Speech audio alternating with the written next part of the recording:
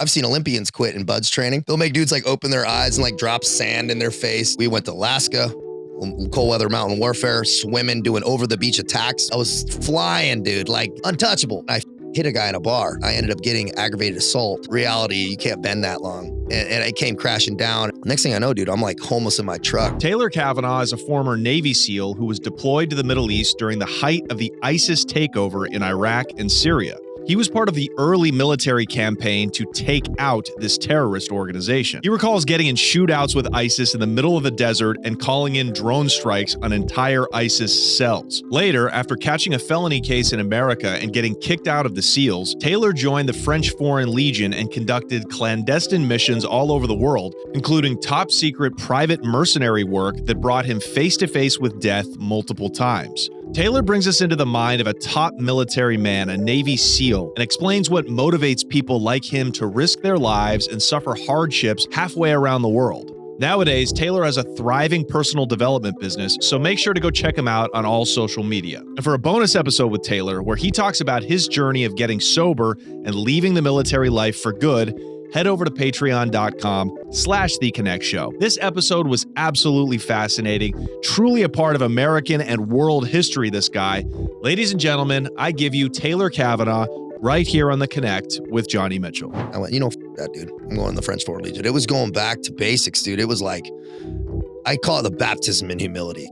That area of operation is powerful, dude. They call it l'enfer vert. Green hell. We'd sleep in hammocks and just in the blackness, you just all night howling. It sounds like the devil. That's when I see the lights behind me start to flash. And I didn't even think, I just hit it. I was driving like my life depended on it. And then I parked the car, hopped out, closed the door, and I started running. And he pulls out a burner, a shank, it's like 6 inches. And then he passes it to me. And he goes, here, that's yours. Don't ever leave the cell block without this. He was the reason I made it out of that place alive. It went, your childhood, the streets. Yep. Then SEAL training. Yep. Kicked out. Yep. Back to the streets. Yep. Out. Yep. Back to streets, out. Back to jail and out. Yeah. Then then the Foreign Legion. Yeah. God. So what kind of years are these? So through I went to college and through all that piece, I ended up stacking up a lot of problems. Right. So, a lot of misdemeanors, a lot of arrests, a lot of but they not terrible, but enough to where I was on probation and tried to go in the military, which I always knew I wanted to be a SEAL, but was just so stupid. So this was 08, 07, all the way to I go to SEAL deploy. I mean, I ship out in 2010. But you just got home though. We're in 2024. Yeah, 2010. So I was in the SEAL teams for 7 years. Yeah. And then multiple deployments there. And then I got kicked out, went to jail twice during that time. While a SEAL was like the only took vacation and went to jail. Yeah. That's your R&R. Yeah, man. And so then I get kicked out 2 years. I was in the weed industry and like that whole period for 2 years. Yeah. And then the Foreign Legion. So it's been a 17-year odyssey. That was basically like 14-ish. Yeah. Wow. 14 years. Just, from like, Yeah, 17 years. Yeah. From the time that you tried to go into it. Yep. God, that's crazy. Yeah. That's crazy. So you're a changed man, I assume. Dude, just be funny if you're like, no, not at all. Yeah, I mean, I think I'm the same, but I do I'm actually smarter. I do. I'm just smarter about the I do. Okay, so what part of San Diego are you from? North County. So I grew up in San Diego, like the center of it. Kearny Mesa's the area, but I ended up going to high school and stuff in Poway, which is North County. Yeah. Yeah. A lot of white boys look like you coming out of that area. It's like broed out, lifted trucks, desert rats, that Monster Energy drink, baby. That's it. That's it. Do you think that's the influence of Camp Pendleton being right there, the military? Do you think that bleeds off into the culture of like? Partially. I mean, my dad was a Marine. That's what brought us to Southern California. So I grew up in like Orange County area for a little bit. There used to be an old Marine base. It's like condos now. But it's the desert, man. I think it's more the influence. It's pretty conservative area though. I would say it's a pocket of like conservatism. You knew you wanted to be in the military? Yeah. I wanted to be a SEAL since I was very young age. And that seed of like commando, special force. In our era, bro, was like Schwarzenegger in the jungle and You know, it wasn't like a romantic thing, but I always kind of like it. I was drawn to it. A little bit. Yeah. A little bit. You were drawn and guys from that culture were drawn to the military through those 80s action movies, the way I was drawn to drug dealing and the underworld by rap in the 90s. I could see that. Do you know what I mean? Oh, yeah, 100%. So you didn't question at all the bigger picture, the U.S. government's motives? I always ask people, military guys, that, and I'm not judging, but no, it's a really good question. I never really gave a. I was just like, because I never did it for some like larger altruism. That's the truth. I wasn't like, I'm patriotic, but that wasn't my angle. I wanted to do badass. That's like what my angle was, and that was just the truth. Straight up. Yeah, yeah. I wasn't like, hey, we're gonna go fight. I never thought I was like on some great cause. Like this isn't for freedom. Yeah, I'm not doing this to like protect my countrymen. I'm doing this because I like to. Yeah, I want to. I stand for what we stand for. I respect for where I'm from. This is who I am. This is where I'm from. I'm gonna protect it. But that wasn't like the main driving force. So there's no ideology behind. For me, no. Wanting to do it. No. So it's almost like an athletic pursuit, because to become a Navy SEAL and then go on to do all of these things that you did, that's an incredible feat that, just like athletics, has its shelf life and then you can't do it anymore. That's a really good take, Johnny. I never really thought about it like that, but that's a really good way to spin it. Is I wanted to do something epic, something high level, something elite. And, you know, once sports fizzled out, you know, it's like, I'm not tall enough, fast enough, you know, I'm like, all right, I'm going to go this other route. What's the difference between training for a triathlon or SEAL training? Yeah. There's a lot of overlap. It's brutal. It's punishment. There's a lot of overlap. How you look at it. There's some powerful triathletes I've seen quit. I've seen Olympians quit in Bud's training, because training like that, it's different when you're freezing cold and massive sleep deprivation. Yeah. It's a totally different type of animal, but there are those cardio monsters who are also tough. Yeah. So those guys do really well. So what age were you when you first tried to go in? So I was 23, getting out of college. Where'd you go to college? University of California, Santa Cruz. Oh, no. Oh, wow. Yeah. So that's where I graduated from. That was like my 5th university after getting kicked out of a few different ones. So you were up. Yeah, I was dealing ecstasy. I was dealing weed, and, you know, 18, 19, got kicked out of multiple schools and just failing out also. And then I had a moment of clarity where I felt the walls closing in, and I called my dad and I went, dude, will you take all my shit? I gave him all the drugs I had, all the money I had. I said, I'm just going to leave. And I went to Boston, dude, and lived in the basement of my aunt and uncle's house for like 2 years.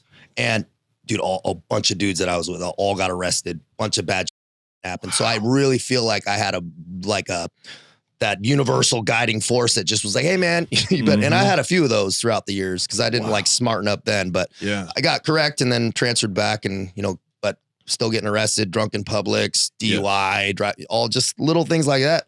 But I had a stack of misdemeanors when I was trying to go in the military. They were like, dude, you got to go to jail. And so the judge sent me to jail for like 6 months in Santa Cruz County. Damn, you sounded like fun, dude. Yeah. We would have partied. Yeah, we would have had a good time. Your legs have been lifted up for some keg stands. Oh, yeah, dude. Wow. Maybe not your legs. Yeah. My legs, for sure. Okay, so you're 23 now. And do you see the SEALs as a way to like get out of this spiral that you're in? Well, I was kind of like, you got to go to college. My grandfather was a captain in the Navy, and my mom was it was just an extension of high school. So I was like, oh, I got to complete this.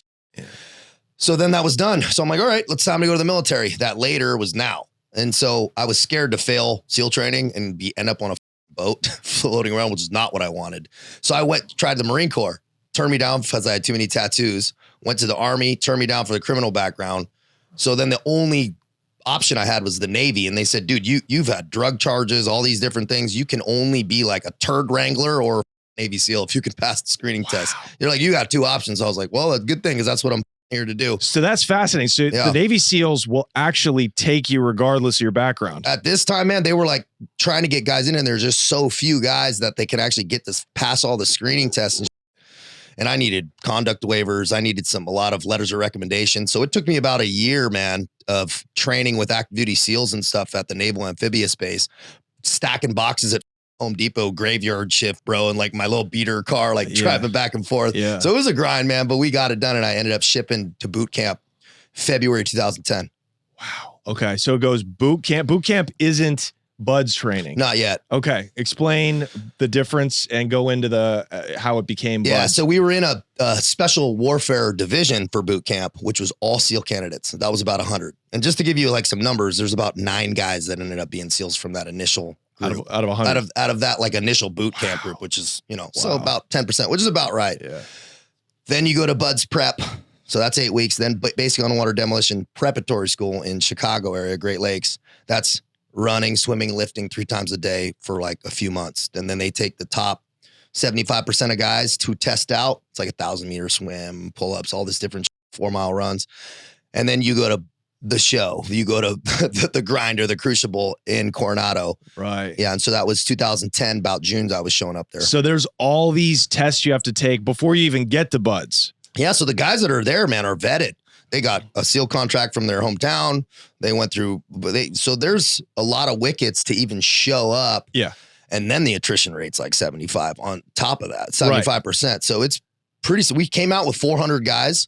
And from that 400, man, we ended up graduating 13 originals, like who went all the way through.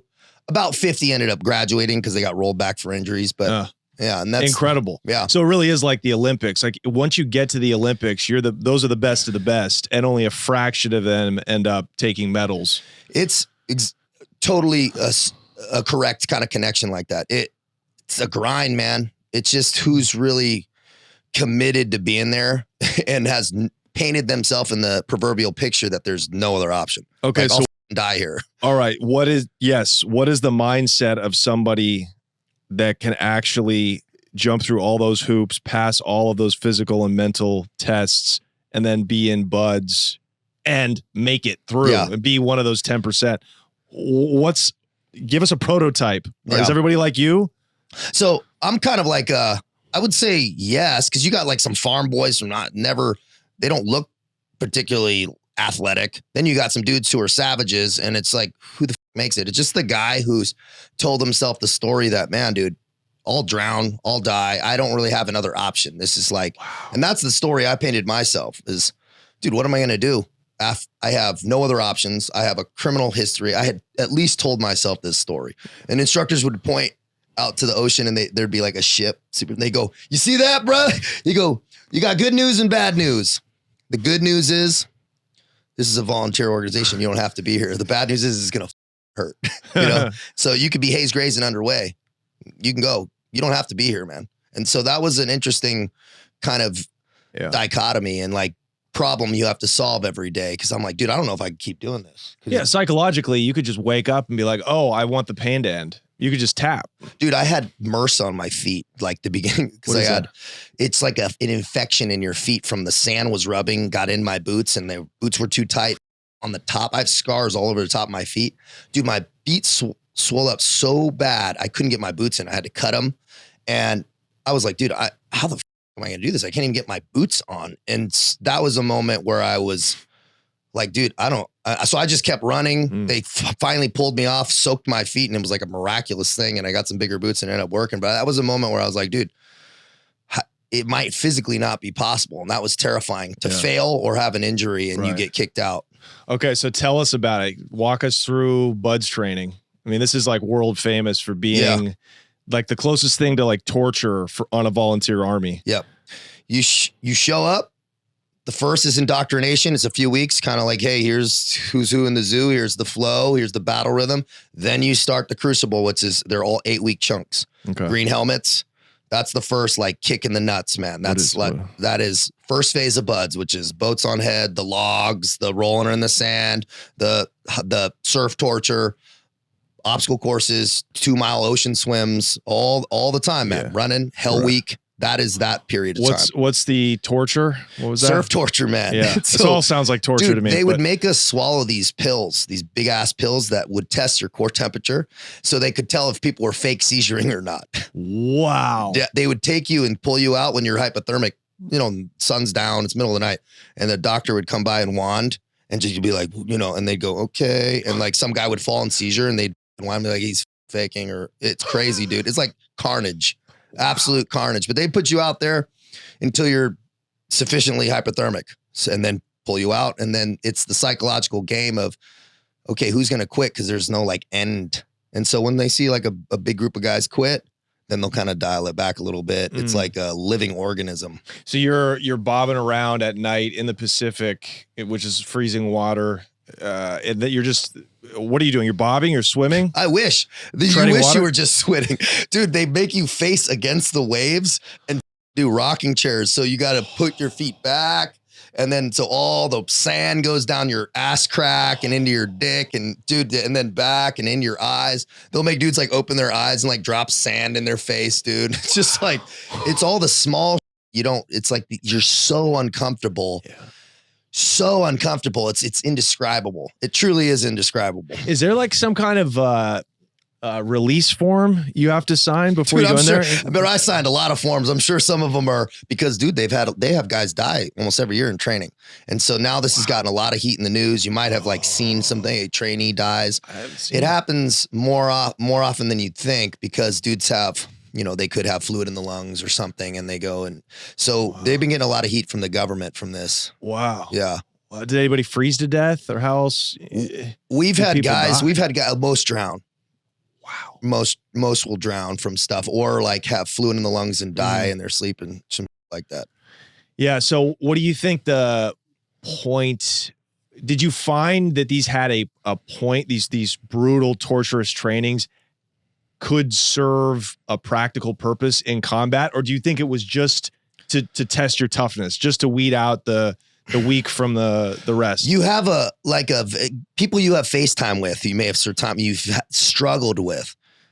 You know that guy, at least for his balls. You know that dude can like hang. Technical aptitude, intelligence, physical ability, all these things are different. Those come later.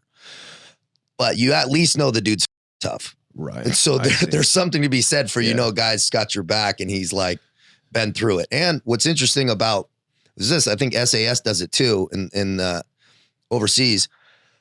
Officers go through the same training. It's very unique in that all the officers are right next to you doing all the same. And so it creates a very tight bond of unit cohesion, which is unique. Wow. Yeah. So that's a very cool part of it.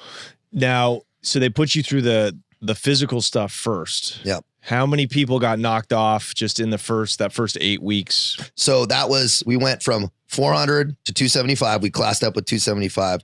And then like 3 weeks later, we had about 185. And then after Hell Week, we were about like 48. Okay. So about 8 weeks, about 48 dudes. Hell Week really weeds people out. Yeah. Tell us about Hell Week. Hell Week, dude, it was really nervous starting.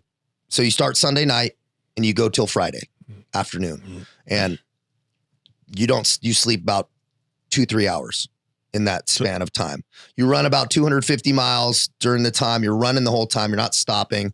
They just keep you moving so you don't fall asleep, but dudes will be like eating and then like stand up and you'll just hear their plates smash on the ground, hallucinating a lot. You start hallucinating about Wednesday and it's just constant motion, constant carnage. And then slowly the guys who they say are there by Wednesday, historically, they go, those dudes will so there's really no point to keep going because that's the switch. They're like, these guys will just die. So like, they'll just keep running and it's going until they die. But Tuesday is kind of where they know dudes are still like, maybe I'll quit. But the dudes who are there by Wednesday, they're like, yeah, we're going to keep going through the motions, but there's nothing we could do to these. They're going to make it till Friday. Yeah. Everybody who's going to be here is going to be here. What do you do? You're running the whole time. Running, swimming, boats. The running on the boats on the head is something that people see, but they don't understand how uncomfortable it is. When you're having your spine compressed, those boats are heavy, man. Yeah. And they're bouncing and it's heavy as shit. And so you're running miles, holding them up and the instructors will stand in them and fill them with sand and water and they're sadistic too, man. Like those dudes all these dudes are Iraq veterans. I have some heart, dude. To give you an example, dude, Eddie Gallagher was one of my BUDS instructors, right? Right. So we had a powerful instructor cadre that they didn't, dude, because they're going to be on a SEAL team with you.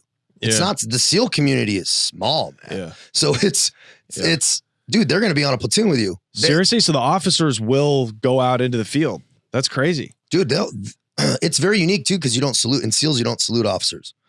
You're by first name. You know, you might say sir or something, but it's like from a Vietnam thing where they didn't want to salute. That's real. And so the SEALs have carried that on. No covers. It's casual in that capacity. Yeah. Training is very professional, but the connection between officer and because it's bottom up, right? All the enlisted guys actually build the missions.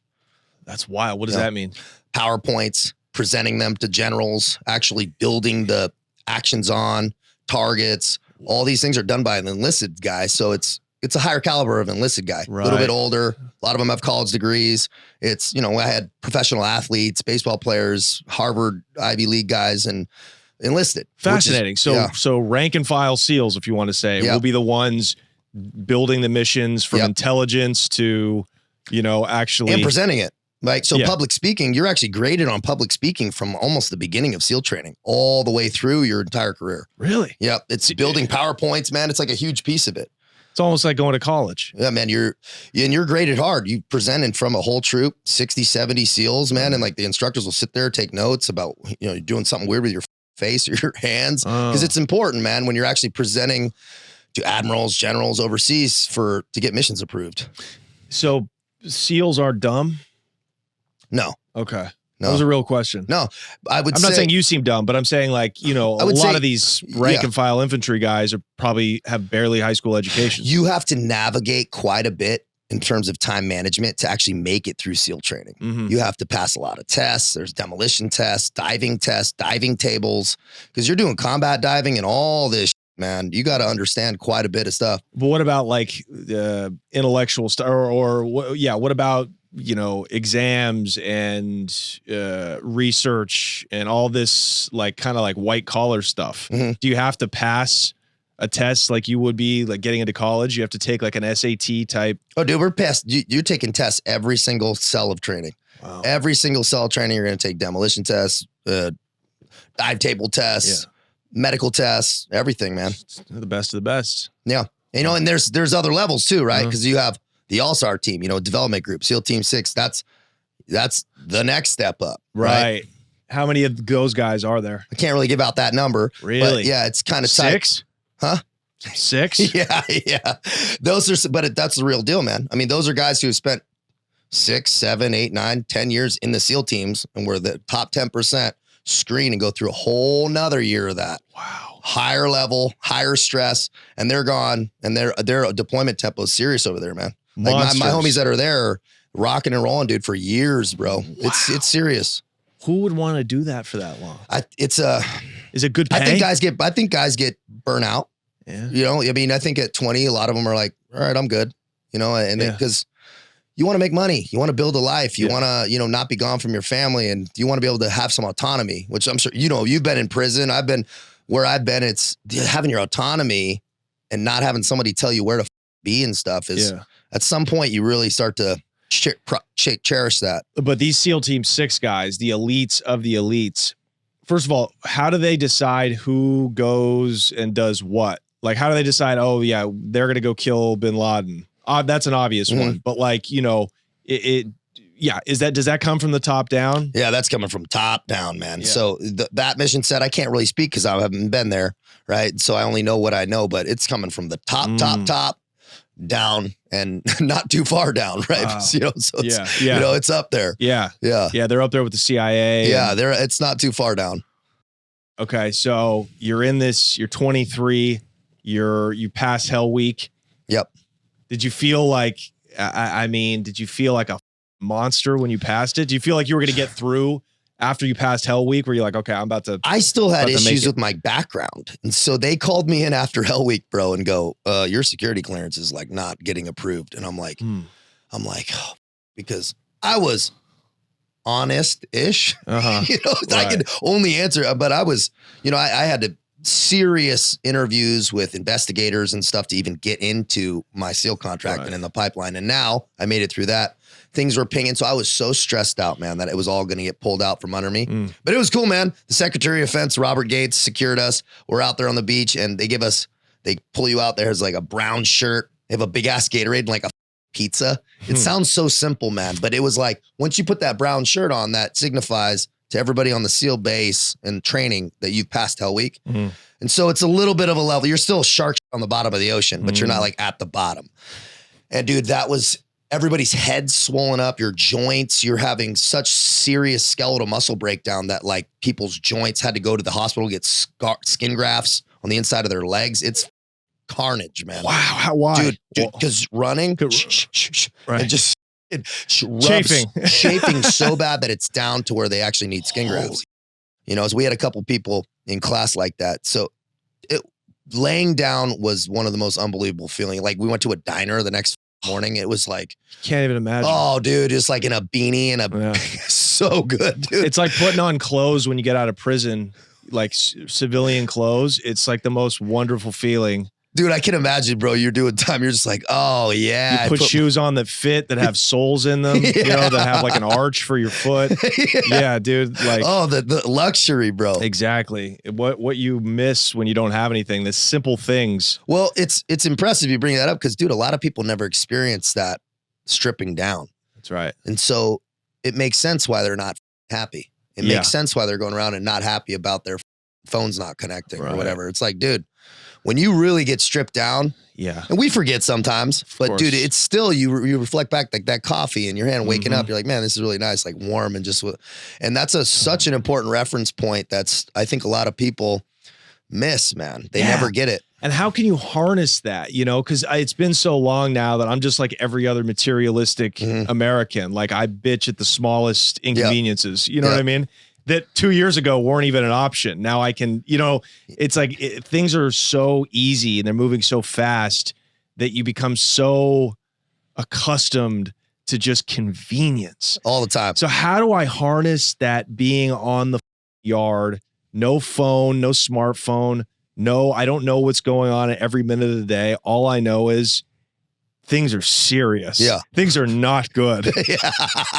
But you're in the moment. You're so being in SEAL training, BUDS training, you got to be so in the moment. Yeah. Which is hard to grasp why that's important when you're suffering. Yeah. Because when you're suffering, you're supposed to not be in the moment. Yeah. You're like, I'd love to be somewhere else mentally right now. But I think taking yourself out mentally to me, it was more suffering. Yeah. Like when I was like spinning laps around the yard. Yeah. I noticed that like if I like fantasized about like a girl or my old life or like the future even, it would hurt worse than just like focusing on the next breath. Yep. So is that, what did you think about when you were running 249 miles in one hell week? Dude, what do you do with your mind? Johnny, it's funny you brought up the running, man. Every step, I'm a terrible runner. I'm good enough to be a Navy SEAL. So I'm like the line. Right. I'm like not terrible, but I struggle. Or I pay the man, I should say. Dude, every step I was like, I hate this. I don't know if I could do another one. I can't keep up. But it was just, I could take one. It sounds cliche, but man, I could take one more step. My legs aren't broken. I thought about breaking my leg sometimes. Let's stop. But I can just go, they say this, I'll just get to lunch.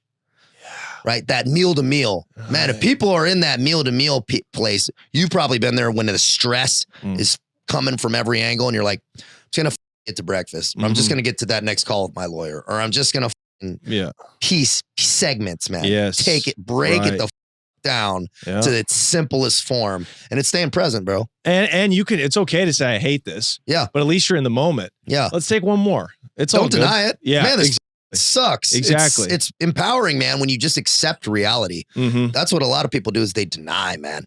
They deny their own reality. They deny where they're at in their life. Dude, get honest. You're like, dude, I hate my job. I'm fat. I'm whatever. Dude, say it. And that is the moment where you can actually have a catalyst and change, man. Push off something. Yeah.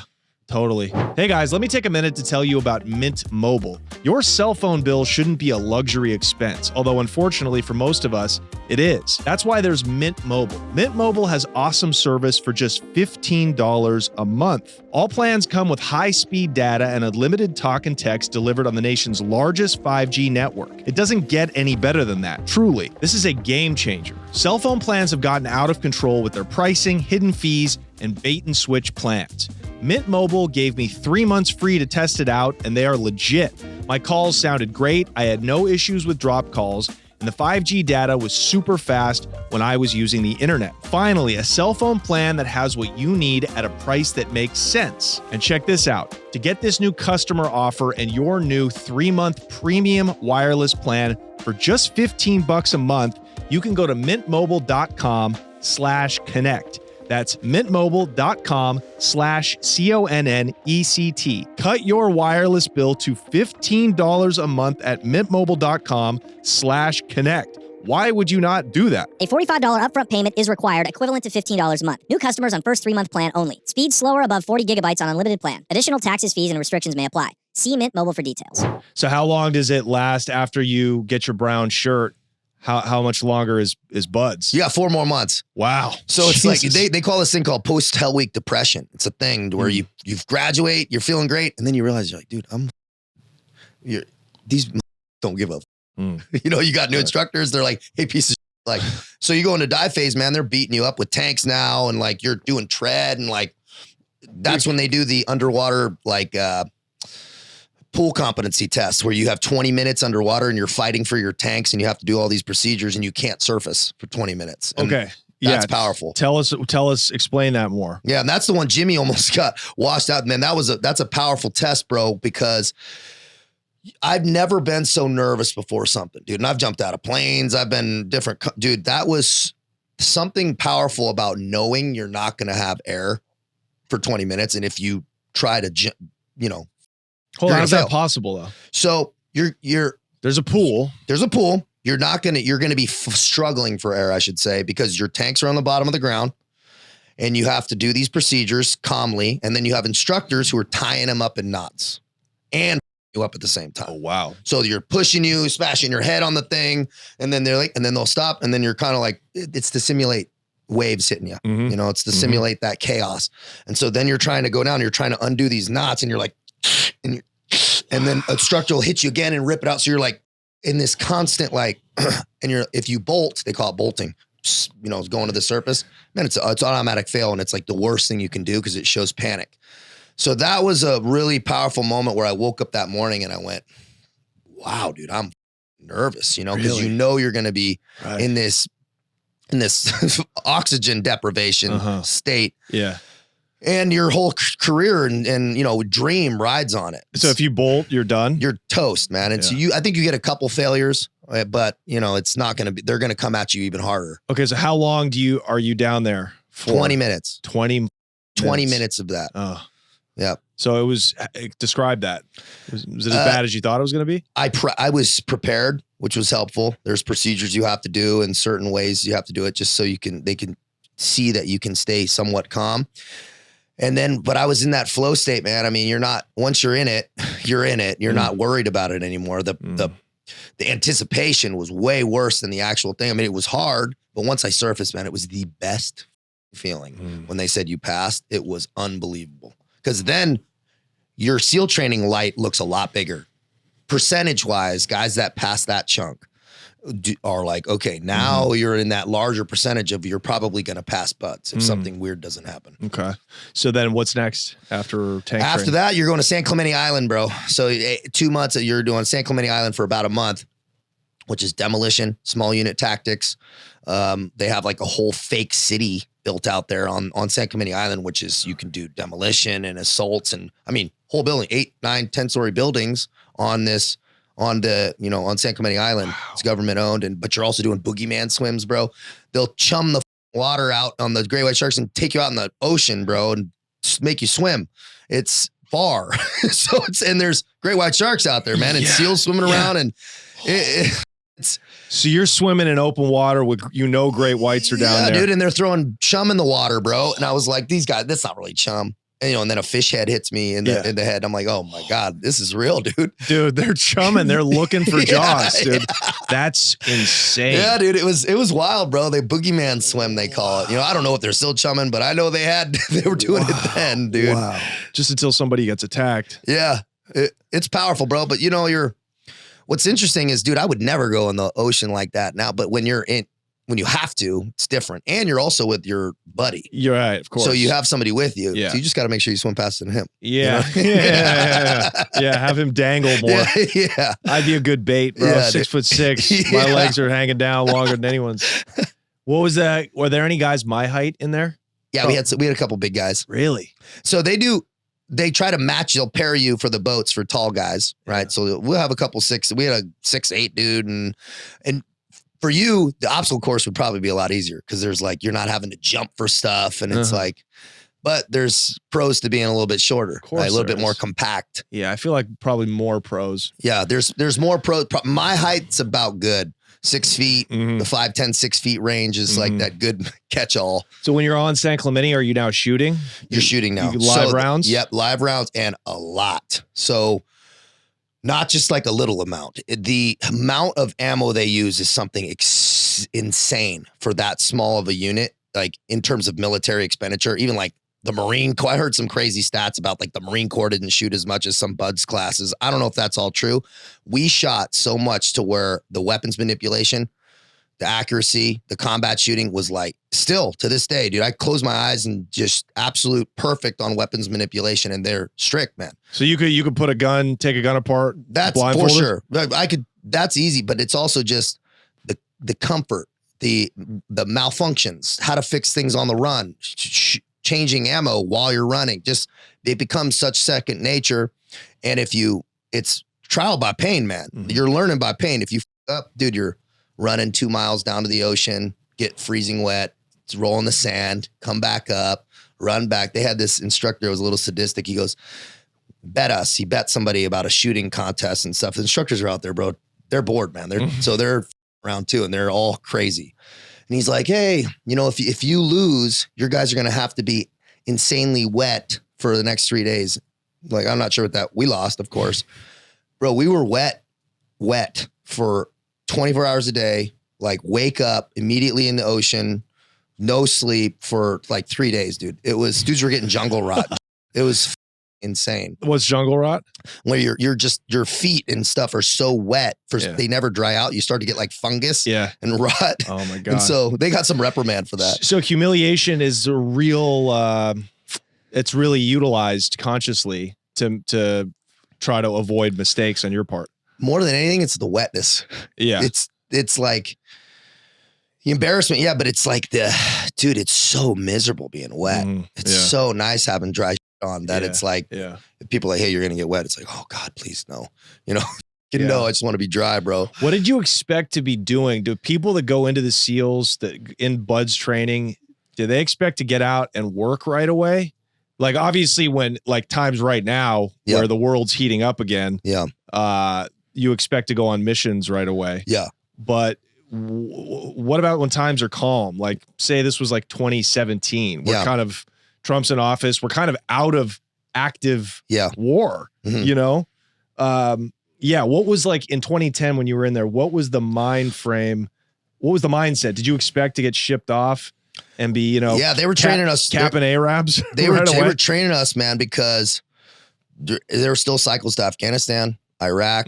That was still, the pumps were still going. And in SEALs, at least on that side, it's every 18 months you're deploying for 6, always. Every team, that's the cycle. So it's not like other units that you might, if something's not, it doesn't matter. There's always some place to put SEAL teams. It's just how hot it is or how not it is. I see. So it's always, whether you're doing foreign internal defense, you're training counterterrorism units, you're building target packages, you're doing low visibility operations like I did in Yemen, which no uniforms, beards, and that whole, that is always happening. So even if you're not killing a high value target, you're doing some that's overseas, rare, right? That's rare. That high value target stuff is rare, you know? So, but there's always stuff going on and there's always weird happening. That's got to be the envy of all of the SEALs that, hey, I'm in the unit that gets to go kill Osama bin Laden. Oh yeah. I mean, that's premier. Right? That's premier. Yeah. Dude, I want to do it. And you know, it was wild when we were there. Am I too old? Can I was just graduating. We were just about to, we came in like a golden time. We were just finishing land warfare out at the Chocolate Mountains out here, which is an extremely hard cell of training. For SEAL qualification training, about to get our Tridents when Osama bin Laden got killed. And we had people in that class whose brothers were on that op. Wow. And so a couple calls like, hey man, what's going on? And it was like, hey, we got him. It was powerful, man. It was like it felt like we were on this like destiny, this wave of destiny in terms of timing. It was powerful, bro. Okay. So After San Clemente, you go to the what? Chocolate Mountains? Yeah, this is a while you go through. We went to Alaska, cold weather mountain warfare, swimming, doing over the beach attacks in Alaska in the winter, bro. Dude, that was all night doing land navigation, survival tactics out for a month, hiking, doing all that. Cold and wet now. Cold and wet now, dude. Dry suits, putting dry suits on in the snow, dude. Heavy. So that's part of it. Then they immediately bring us back down here for combat diving, which is all underwater, freezing your balls off, 4 hours underwater at a time, navigating underwater with a tack board. Oh my God. Right? So you got your diving closed circuit oxygen rigs. tank, Yep. closed circuit rigs, Yep. and do you have weapons on you, or what do you? Oh yeah. Okay, so explain that for people, the layperson. That's a wild thing because closed circuit rigs, it's not like normal stuff if people have scuba dive where it's like bubbles coming out. So it's like an extra lung. So while you're swimming, as you exhale the lung and you go, so you're going like this, but you can't go too deep because of how the dive tables are with that pure O2. So you're going like this, but you're going, man, freezing your ass off, of course, because it's like that's just the name of the game, and you're trying to remember your legs and your bearings and all that, and planting limpet mines on the bottom of ships and stuff. I see. That's the whole game. That's that's a very special thing. Like Jimmy was at the unit that was an SDV, that's what they do, man. That's like specialty for that. But it's kind of like we all have to know it. Yeah. It's a very rare mission set. Yeah. Super, super complex. Incredibly difficult and I don't know, cool. For lack of a better word. You got to put a mine on a ship in the water. Dude, ships are creepy as shit underneath at night. It's like, it's all slimy, dude. It's creepy, bro. Totally. It's super creepy. Totally. Yeah. Wow. Every possible scenario of every piece of warfare in any climate, in any terrain, they train you for. Yeah. And then you're going to close quarters combat, which is house assaults, which is extremely technical, very, very difficult. One of the most challenging psychologically, bringing your sympathetic nervous system down so you can actually think and shoot. And if you make a mistake in one room, you're not bringing that mistake into the next, which is a good kind of takeaway for life, just in general, is to cut that emotion. Yeah, I f***ed that up, but now we have to go in fresh because we can't go in and be all f***ed up. Right. They call it an avalanche. You just start avalanching. Right. So that was that. Then you go to skydiving, right? Free fall, military free fall, doing halo jumps and that whole at night, full wall locker jumps. What's a halo jump? That's a high altitude, low opening. So that's above 13,000 feet with oxygen, and you're falling for a while, and then you're opening the chute lower. Kind of just a more tactical way to insert.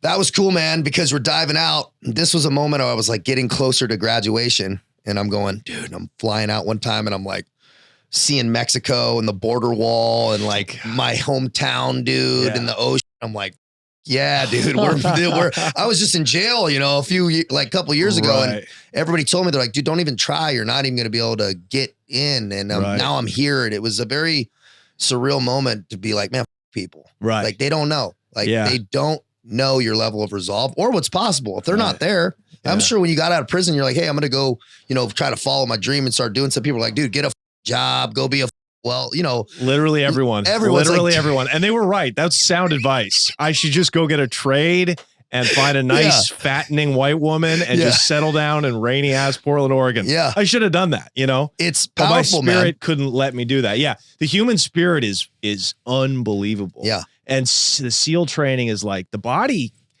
can withstand a lot. It can. And the mind can really withstand a lot. I heard they said, who are SEALs? Like, describe what a SEAL is. Like, how would you describe the character trait? And this dude said, man, it's a group of guys that want to be anything but average. I like that. I get the chills for that because I really think it's like most SEALs are just average looking. Nobody's special. It's just they don't want to be average, man. And that's like following your dream in whatever capacity it is. It's, man, you don't just fall into that average. It's a punishment, man. Yeah. Wow. It really is like athletic. It's like the highest level of athletics. Yeah, There's something spiritual that is driving you guys. It's not really ideology. You're right. It doesn't really seem political with the people that actually go in to become SEALs. It's not. I would say it's not. You really draw out a really interesting point with that because I had never really thought about that piece, the ideological piece. It's most special operators, they're not ideologically driven. It's like an internal piece, and then you also get connected with these other guys of like minds, and then you're just fighting for the dude next to you. And I think that that's a very important point about special operations. The pushback to that is, well, you're killing people, which is, if it's a sin in the Christian, all faiths really. So that you kind of have to square away. You kind of have to be brainwashed or convince yourself that this is a righteous reason that we're doing it. So did that play into your mind? Like at a certain point when you're graduating, there's a real good chance that you're going to be sent on missions where you got to give people tickets to the wet t-shirt contest. Did that cross your mind? Like having to take life? Yeah. It did. But it's one of those things that it's like, I'll deal with it, if and when it comes. And it was, I'm not going to worry about something that's not here yet. But it's a valid response. And I will say biblically, people can correct me if I'm wrong, but the old actual translation is thou shalt not murder, which is interesting, but it got translated into thou shalt not kill. And murder is illegal killing. Right. So not splitting hairs here, right? But who's right and who's wrong? I can totally understand that. I can, who's right and who's wrong. I will say, evil exists in this world, man. There are bad people that do bad things. I'm not saying we're always in the right. I'm saying I haven't seen evil around me. I've never seen guys do that I couldn't tell my mom. That's serious, man. Like, and I think that's why I can sleep well at night. I never lost my morals. I never saw dudes do, crazy shit like you hear about it, and just never saw that. I saw very professional guys that I was around, and I'm grateful for that because it keeps my sanity, man. For sure. And I think a lot of the massacres of people that you see in foreign wars are usually done by people in parts of the military that have less training than the SEALs. Yeah. Right? And I would say that the vetting nature of it is kind of, it brings out a guy that's just like, dude, he's just gone through enough layers of selection that the guy's pretty professional. So they don't want psychos. No, they don't, because a psycho is not manageable, right? Or unpredictable. Sure. And so you got to be able to be predictable, maybe some tendencies or whatever. You got to be able to, unleash the beast, but in a very, very honed and professional way. Did you undergo brainwashing the way that you do in regular ass Army boot camp? Dude, getting screamed at? That was Legion. In the Foreign Legion, there's a lot of that. But dude, they want a thinking shooter. I never experienced kill. That didn't exist in the SEAL teams, man. Not a lot of yelling also, right? It's like, dude, it's like the instructors will talk to you like this, really funny too. Dudes are hilarious. Oh, hilarious. They're like, bro, you serious? Like, how you going to come out with me at the bar looking like that? They're just talking, breaking balls. So a lot of it isn't, dude, they want thinking shooters. They want bottom up. Hey, man, even from the lowest guy, you're given a lot of responsibility very fast. Millions of dollars of equipment, people's lives, building mission plans from day one, man, right? Traveling by yourself, government credit cards, making hotels, renting SUVs, and you're my first year, right? Immediately, you're just like, hey, man, here's all the rope.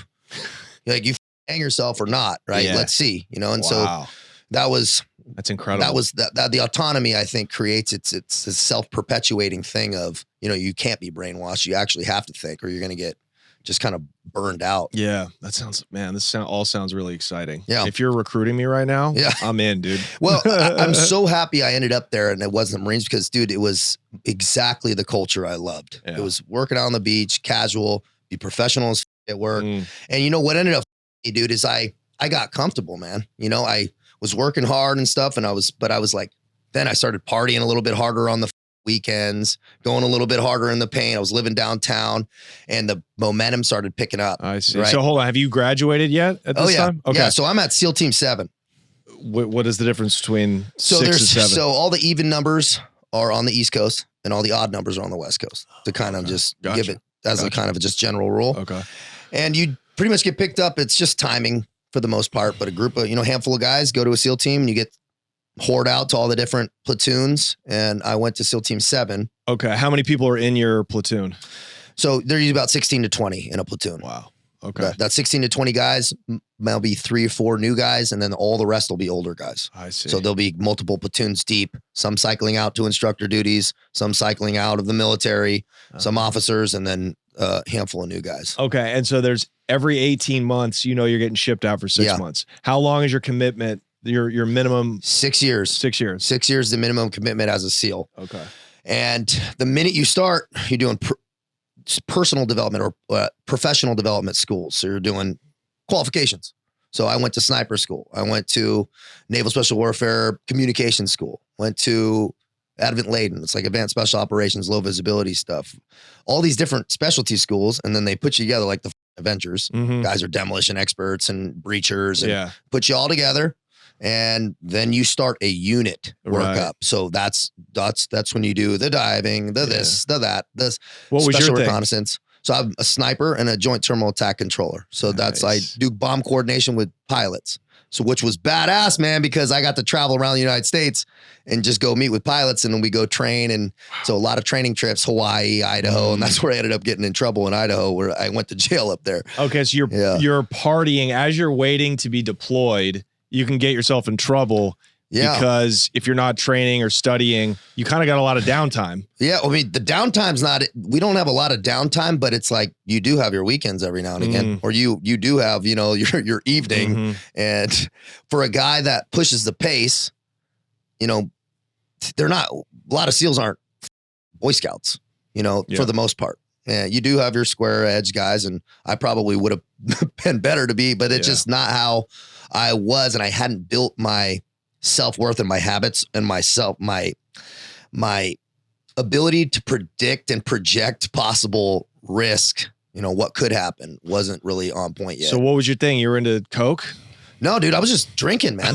Old school. All right. Yeah, I was just drinking. We were just going out bars and like just doing shit like that and just going hard. And you do that enough, and it wasn't that big a deal. But then I hit a guy in a bar, and it was one punch, but I ended up getting aggravated assault, and that started a whole cascade of shit. So now I'm facing the plea deal was 6 + 3. And so 6 in prison plus 3 parole because I broke the dude's orbital eye socket. And so there's all these things. And I'm telling you, man, one punch is all it takes to like totally derail your life. Yeah. I was like early promotes, golden boy. I was flying, dude. Like I got untouchable. That's in my head, right? And I forgot how quickly something can happen, man. And that started a cascade of shit. I ended up going to Iraq still, even on bail, which was crazy. You bailed out? This was in Idaho? I bailed out and then went to Iraq like 3 months later. The courts were like, yeah, we can send him to Iraq. So I was in Iraq on bail. Wow. When you catch a case as like a Navy SEAL and it's not something egregious, can that get you out? Can that get you leniency? Can you make a call to the military and say, hey? It brings a lot more heat on you.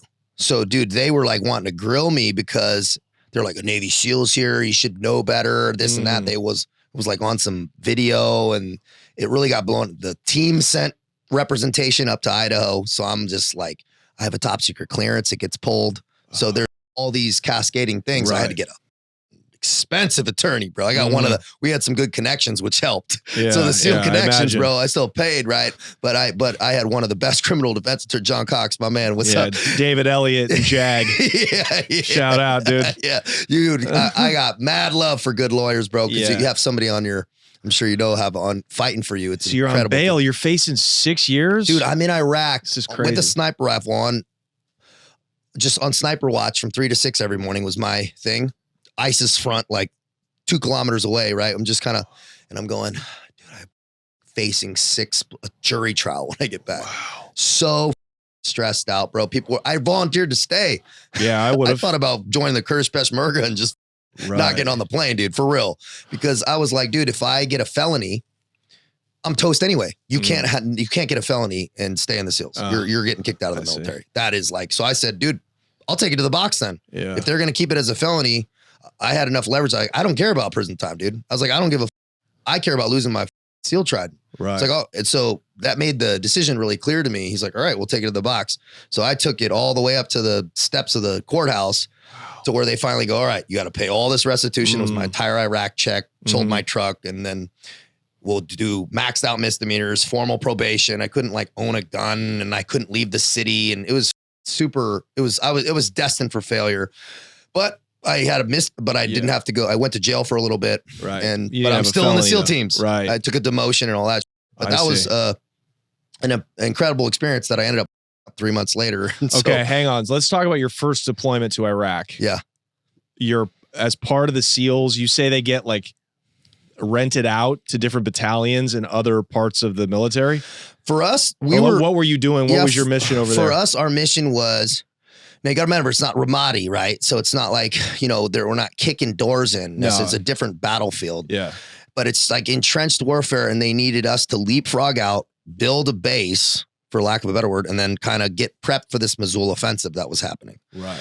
So we had to meet up with the tribal fighters who had been displaced by ISIS and meet up with their sheikhs. And I was a sheikh leader, and like a couple guys were put in, and then train their guys, get them a group that's good, and then start leapfrogging into taking these strongholds. Okay, so these are the ISIS years. These are the ISIS years. ISIS is just taken over, just completely like the whole world was like taken aback at them. Yeah. Great branding. Yeah. Great social media. I got to tell you, man, that branding is the flag, man. Dude, and the editing. Yeah. I train my own editor by watching ISIS videos. Yeah. I'm like, who's doing the cinematography? Dude, they had Steven Soderbergh. Dude, they had social media. Like we went on an op one time, and a dude hit one of our native units hit a IED, right? One of them hit. He didn't even die. 6 people around him died. Torsos go flying and like all this shit. But dude, they're taking straight selfies with these torsos, bro, and posting it online. I'm like, damn, these dudes don't give a right. Psychos. It's just like a next level type. But they were using that social media, bro. Yeah, straight They up. were putting that shit out, man. They had a content strategy. Right. They had a content strategy, and they were executing it, man. Because, but that was an interesting time. But so you're working with local Iraqi tribes. Yep. To then basically, what's the mission? Eliminate these guys? Yeah, Sunni tribes to take over back, and also targeting. So we're also building out drone launching places and doing all this shit, and then calling in airstrikes so there's a lot of that going on. Wow. Also, so having 24-hour predators on targets, and then building target packages, watching patterns of life, all that's kind of happening. While we're putting up razor wire and like no base. I've never had a deployment where I went into a base, dude. We're eating off the local economy. We took over a old ISIS storage facility that had ordnance in it, bro, old mortars, and cleared it out. Pish, dude. And then and just slowly built a nice, like kind of a living situation, HESCO walls, and bringing in the vehicles, and slowly kind of build this thing over 6 months until it's like a actual base. Wow. And you're building it? You're doing labor? Dude, doing labor, bro. Wow. Dude, you're working like a slave, dude, with a gun, bro. It's and you have to have 24-hour security. So 2 guys are on security 24 hours a day. Dude, we showed up with 10 dudes. It's not that many. Dude, 10 dudes, man. And then plussed up about 10 more. And then slowly, we get the plumber, and then we get the electrician, and then you get the guys that actually know the then you're like, hey, bro, we got running water now. You know? Living. Not too bad. We're living, bro. Wow. Yeah, but it's nice because you don't got to wear shirts and you're not on the flag. Right. So we're growing mustaches out, kind of in sandals and being casual. That part is great about a lot of SEAL deployments. You're like, you don't have the formality of the other parts of the formality is army. just removed. Okay, so tell us about some of these missions. So most of it's like a company, right? And most of it's advise and assist, excuse me. So technically the accompany piece is not, so not to get too much into that part because it was illegal at the time to accompany, right? So there's no boots on the ground technically, but we're still getting shot at. That makes sense. No, it doesn't. Exactly. The Obama years were weird, bro. So you weren't allowed to be there, but you're there. We weren't allowed to be. They're like, why are SEALs getting shot at, right? But dude, it's part of the job. They're like, there's no boots on the ground. Oh yeah? Well, why am I getting shot at by Dishkas and taking mortars? And it's a weird political place because you're not technically there. It's very odd. So and dude, it was small leapfrogs and taking these pieces over, and it was slow though. It was slow, man. taking out ISIS, was that mostly drone strikes? A lot of it's drones, taking shots. We're on the berm going because there's like an entrenched thing all the way up to Mosul where the Tigris and the Euphrates split some straight biblical. Dude, we're out there with the tribes, you know, and they're shooting at us. We're shooting at them, launching mortars at them. It's like that, you know, and so it's. And the in between is just straight dead man's land. It's no man's land. How do you get over that? You got to go around it? Well, you watch pattern of life. You watch where they're not going, ideally, for a lot of times. But, dude, you don't. You try not to, bro, because it's tough to sell, dude. That's his mind to. Are you calling in strikes? Oh, yeah, a ton. How does that feel? Does that feel like a video game? You see a bunch of humans. That's powerful, bro. That's got to be, right? That's powerful, too, because you're like, you know, you'll hear them on their mics and you'll hear them screaming. You'll hear, because we have triangulation. And so we can hear their mics with our interpreters. And so we can hear, you know, and launching mortars. And it's, you hear what's going on, man, you know? Yeah, you hear the humanity, even out of these people committing these egregiously evil acts. Yeah. You hear them screaming for their lives. Like, yeah. And it's you know, it's a perspective. They're fighting for their side. We're fighting for ours, you know? And so it's, you know, that going back to that ideological piece, you know, that's not a piece I dove into too much. Yeah. I'm quite honest. I was like, what's the point? If this is where I'm at, dude, you know? Well, I imagine like looking at a bunch of guys in, you know, like night vision through the screen, you see just a bunch of these like small little white figures and then a huge mushroom cloud. Yeah. Would you be ordering strikes like that? Yeah. You're just like, okay, here's 10 people. Now they don't exist anymore. Yeah. And that's surreal. Also, dude, predators, bro. Dude, predators, man. I won't get into the elevations that these things are at and stuff. Yeah. But, dude, hellfire missiles, bro. We'll be watching dudes and they'll like get that like spidey sense and they'll go run under. Dude, doesn't matter where they're running. Dude, the hellfire is coming in their house, dude. And it doesn't come straight down. They come out into their door, bro, underneath their balcony. Is that heat seeking then? It's not heat seeking. It's just guided. Okay. Guided. So it's a little bit different. So if you're aiming at a guy, he goes running, you're guiding the missile on your computer. Not me. What they're doing is they're going to put that where it's at and it's going to go in and underneath where it needs to go. It's going to be fixed. Right? Certain things you can't. But that's a lot from helicopters and you can guide like that. You can steer it, but not these ones in particular. Wow. Yeah. And that's crazy. They feel it. Dude, they get spidey senses. Wow. Dudes will try to lay down. You see them running and they'll lay down like this, like, and try to like, so their heat signature's gone. It's too late, bro. Wow. Like, it's too late, man. Could you ever disarm a bomb mid-flight if you needed to? Like if it was a mistake and there's a bunch of kids? I don't think so. Yeah. Yeah, I don't think so. Did you ever make a mistake? Did you ever like see women and children that were I about didn't to get hit? I didn't though, but I have a funny story about that. Okay. So we're watching this dude. I can't wait to hear how this is funny. We're watching this dude and and I hear a guy and he's like, dude, what is it? Was a ISIS leader and he had taken over this thing and he had all these like kids with him. Always had kids with him. Right. And then one day this one dude's like zooming in, he goes, dude, that's a midget. And we're like, what? This dude, because he knew he had ISIS midgets and he just was rolling with ISIS midgets so he wouldn't get dropped on. Wow. And it worked for him for a long time, man.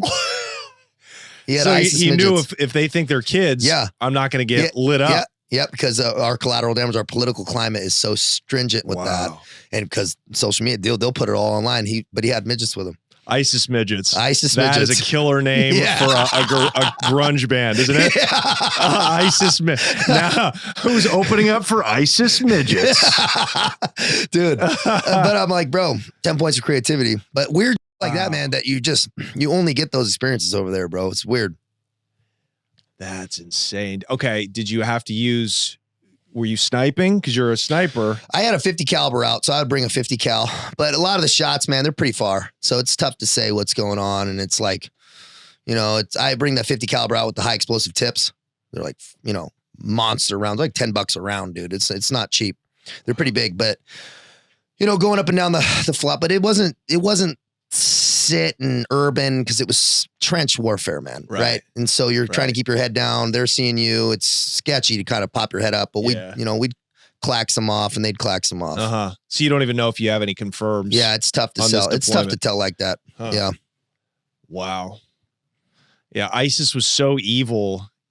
Even like an anti-war kind of fruit like me was like, I want to go over there and like volunteer. They were like the epitome. And I know we created it by even going to the Middle East and overthrowing Saddam in the first place. But man, that's one of the best things Trump did was like viciously and aggressively like remove them.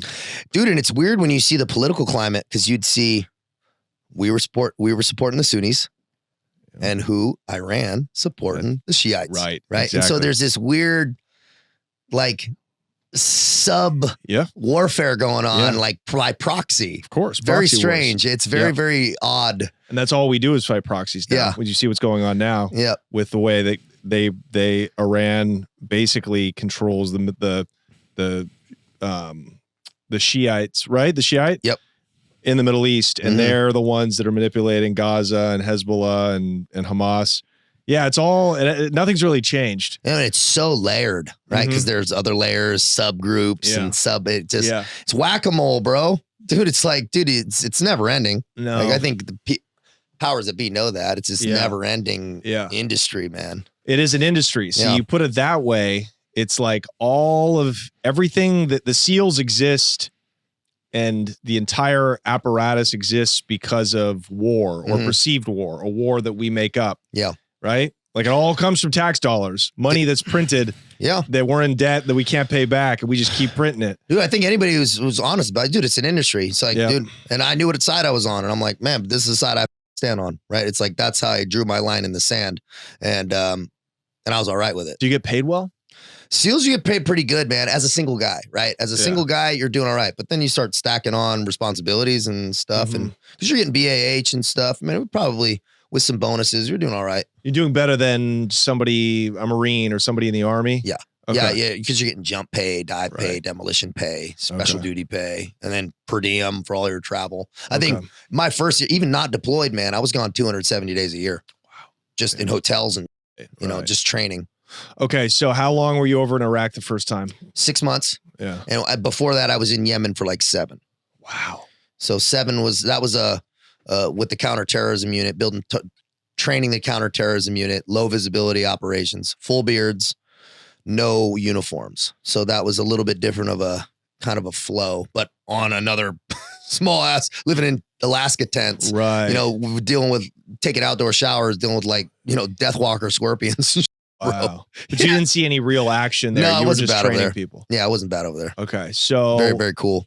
So you decided to come back instead of flee. You came back, you took your plea deal in Idaho. Took the plea deal. Yep. Got demoted. Yep. Now what?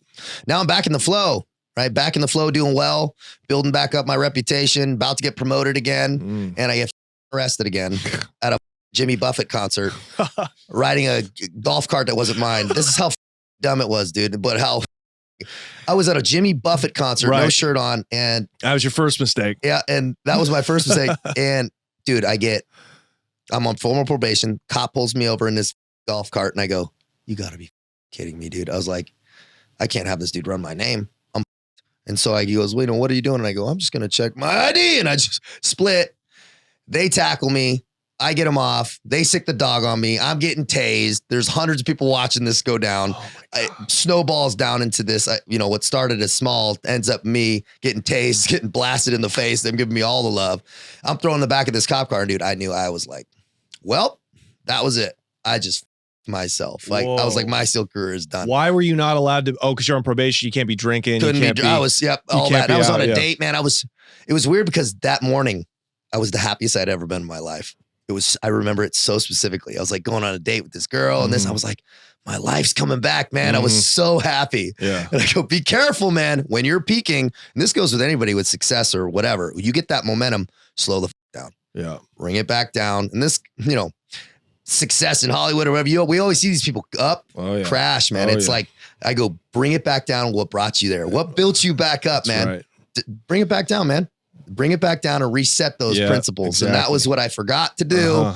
And I burned at the stake for it, man. And I ended up violation of probation, interstate compact transfer, federal marshals in a van to take me back. I'm fighting it and I'm doing all this.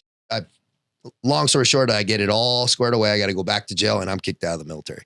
Oh, yeah. Bro, your dream. Funny, they didn't get me kicked out of all that. They get me kicked out for steroids. Oh, no. That's what they got me for. Because I was beating the case again. And the JAG was like, nope, way is this guy beating this case again. And because I had another good lawyer and the connections and I was, doing my thing. And they're like, you're wearing a steroid test. And I lit that test up like a dude. You can't. Of course you did. Look at you. I lit that test up, bro. Wait, you can't take steroids in the military? No, man, it's looked at like drugs, so zero tolerance. So they sent it to the Olympic Testing Center, which was unheard of. Wow. Spent like a couple thousand on this test. And I remember, dude, I had a fake dick in my locker. And I remember looking at this fake dick and I went, F it.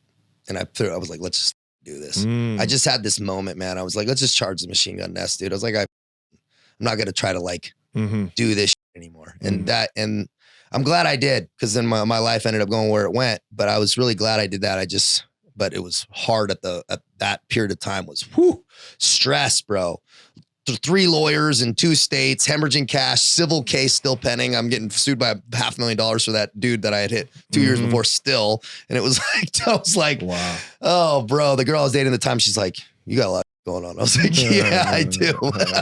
I do. You're just a wild boy, But dude. I was like, dude, and I started getting into bad, like I was technically still in SEAL teams without getting kicked out, but I'm like starting to deal coke to pay for my lawyers. I'm like, have bricks of coke in the bed of my car. And wow. Just looking back, dude, but I was like on formal probation, doing coke, selling coke. Like, dude, I was like, logic had gone out the window. Thank God, though, I got a moment of clarity again, and I ended up ditching all that before.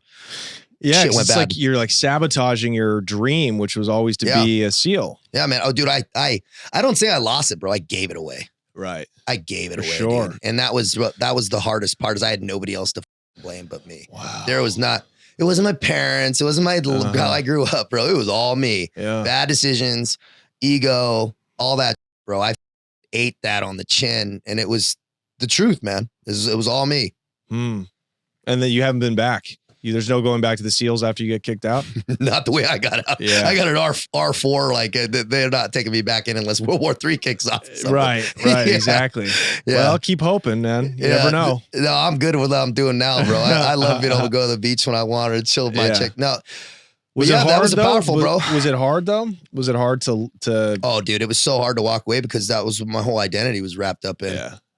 Who was I if I wasn't a SEAL, man? So I went, all right, well, I'm just going to try to make money and be successful. And the day after I walked out of jail, 2 days later, I had already kind of started doing residential real estate development for the largest private residential developer in the United States on the largest project in the United States. It was like $750 million project. I'm drinking out of a fire hose, but still kind of making it work. But dude, started Adderall every day, Xanax, alcohol, weed, just going all the directions. Like, dude, I'm just going to, and I was performing, but year later moved into the cannabis space. The first year it was legalized, started to build out the cannabis distribution facility and licensing, and meeting with congressmen and doing all this, working for a venture capitalist, pitching decks now for different companies in a high rise, dude. I'm like, dude, I'm crushing it. Do you think your SEAL training really prepared you and gave you a leg up in the business world? It helped with my confidence. It also helped just be definitely with public speaking, with being able to kind of, you at least have the resume where people will listen to you for 5 minutes that you might not. That helped. And the focus and the discipline to be able to just like complete these tasks, like making a PowerPoint, making a deck for commercial real estate. That's not easy. It's just complicated stuff. Yeah, it is. And that definitely helped. Yeah. And also, if I didn't know the answer, I knew how to run the ground and find people and be honest about what I didn't know. That was one thing in the SEAL teams that they push, man. They're like, if you don't know, figure it out as far as you can until you know you can't, and you have to ask somebody. Right. That culture helped me a lot, because I was like, I'm not just going to ask people for help. I'm going to work my ass off. Nobody will work harder than me, dude. I was staying up till, 1 in the morning, getting up at 4 or 5, but stacked on an opiate habit during this time. Yeah. So I'm sending emails, snorting Percocet, working all night, going, dude, I'm working and I'm still doing successful, but Right. dude, reality, you can't bend that long. Yeah, no. And it came crashing down, and I went face down, split my face open, chicks yelling, like it was just all people knew. It was just all the stuff when life just comes crumbling down, which I'm sure you know about, Johnny. It's like when it just falls apart, it falls apart, and it did. And I left the mainland and went to the big island of Hawaii for like 3 months to kind of like see what was gonna come of everything and what the next opportunity was. And next thing I know, dude, I'm like homeless in my truck. I realized, dude, suicidal. I got a sawed-off shotgun on my passenger seat going, this, dude, I'm just tired. Yeah. I was just like, dude, it was like everything just quieted. And I realized, I'm like, holy shit. And I dropped Jimmy Watson off at the airport actually that day. And I drove from the airport. He was on the run. So we're both like in this weird diverting path. And I go, oh shit, I got no money. I just kind of like all the fog. I got no money, no title, no nothing, nowhere to go. I was like, oh, this is how it happens. It just sneaks up on you. Right. I was like, and that was a powerful moment where I sat in the jungle, bro, for 3 days, right next to where the volcano's going off. Kind of epic, actually. Powerful. But thinking about suicide, man.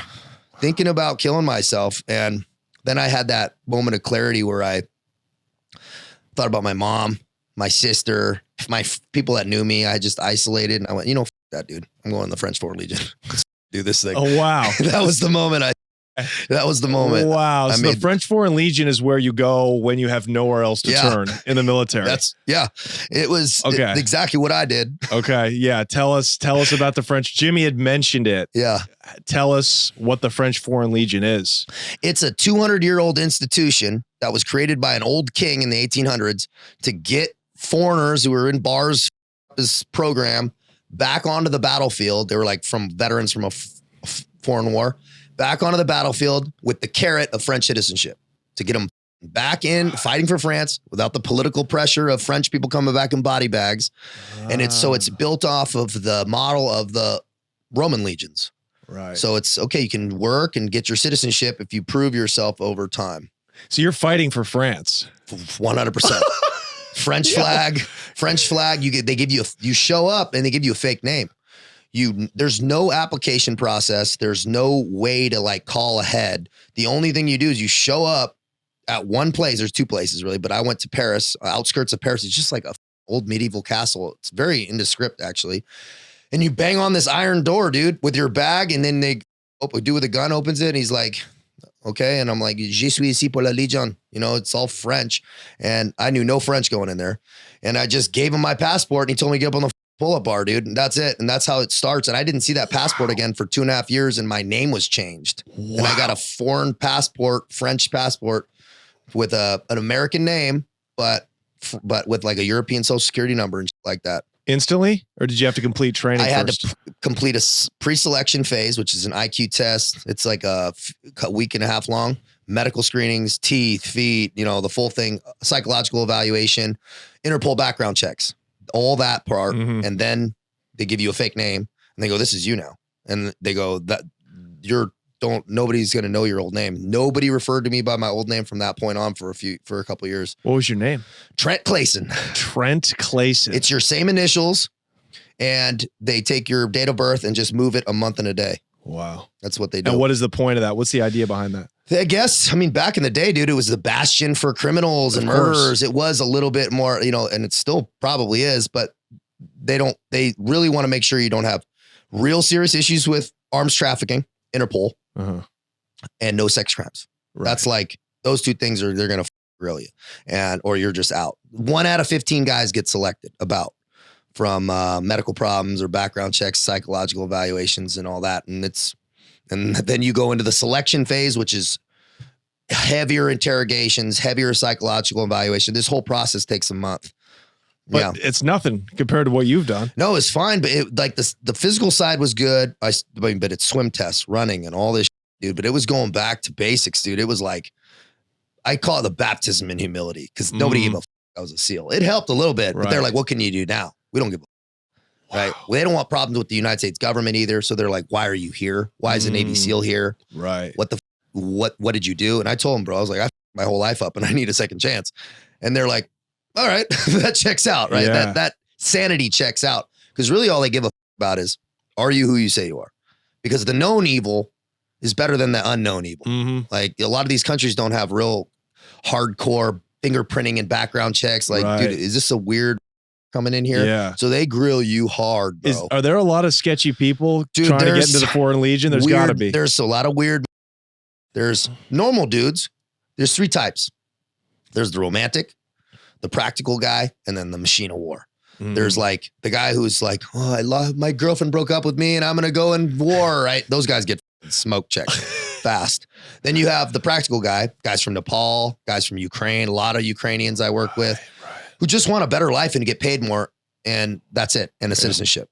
That's the practical guy because they're getting 3 times the pay than their home military, at least.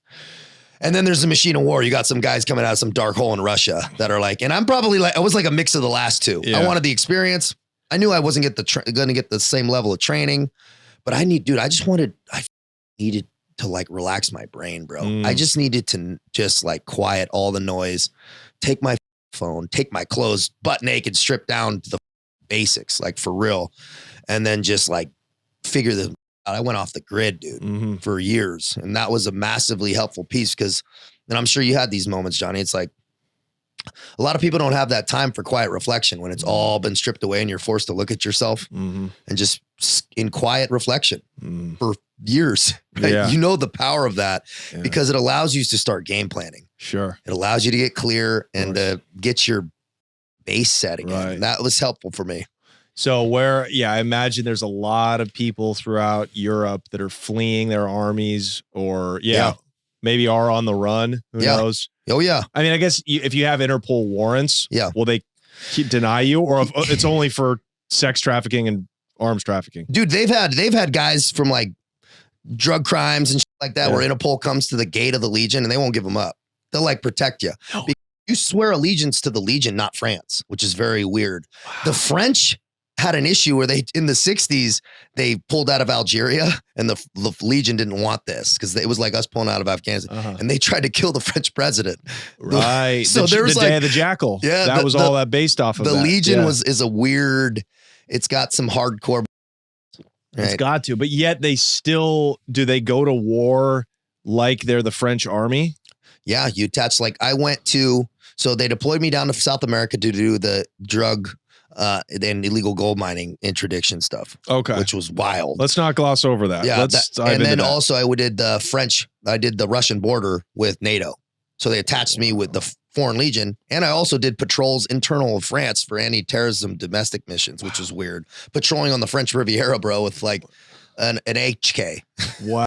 Weird, bro. Wow. Well, okay. What year did you go in? 2019 to 2024. Okay. So it's just starting to heat up. You're about to see, you were there before the really popped off in Russia.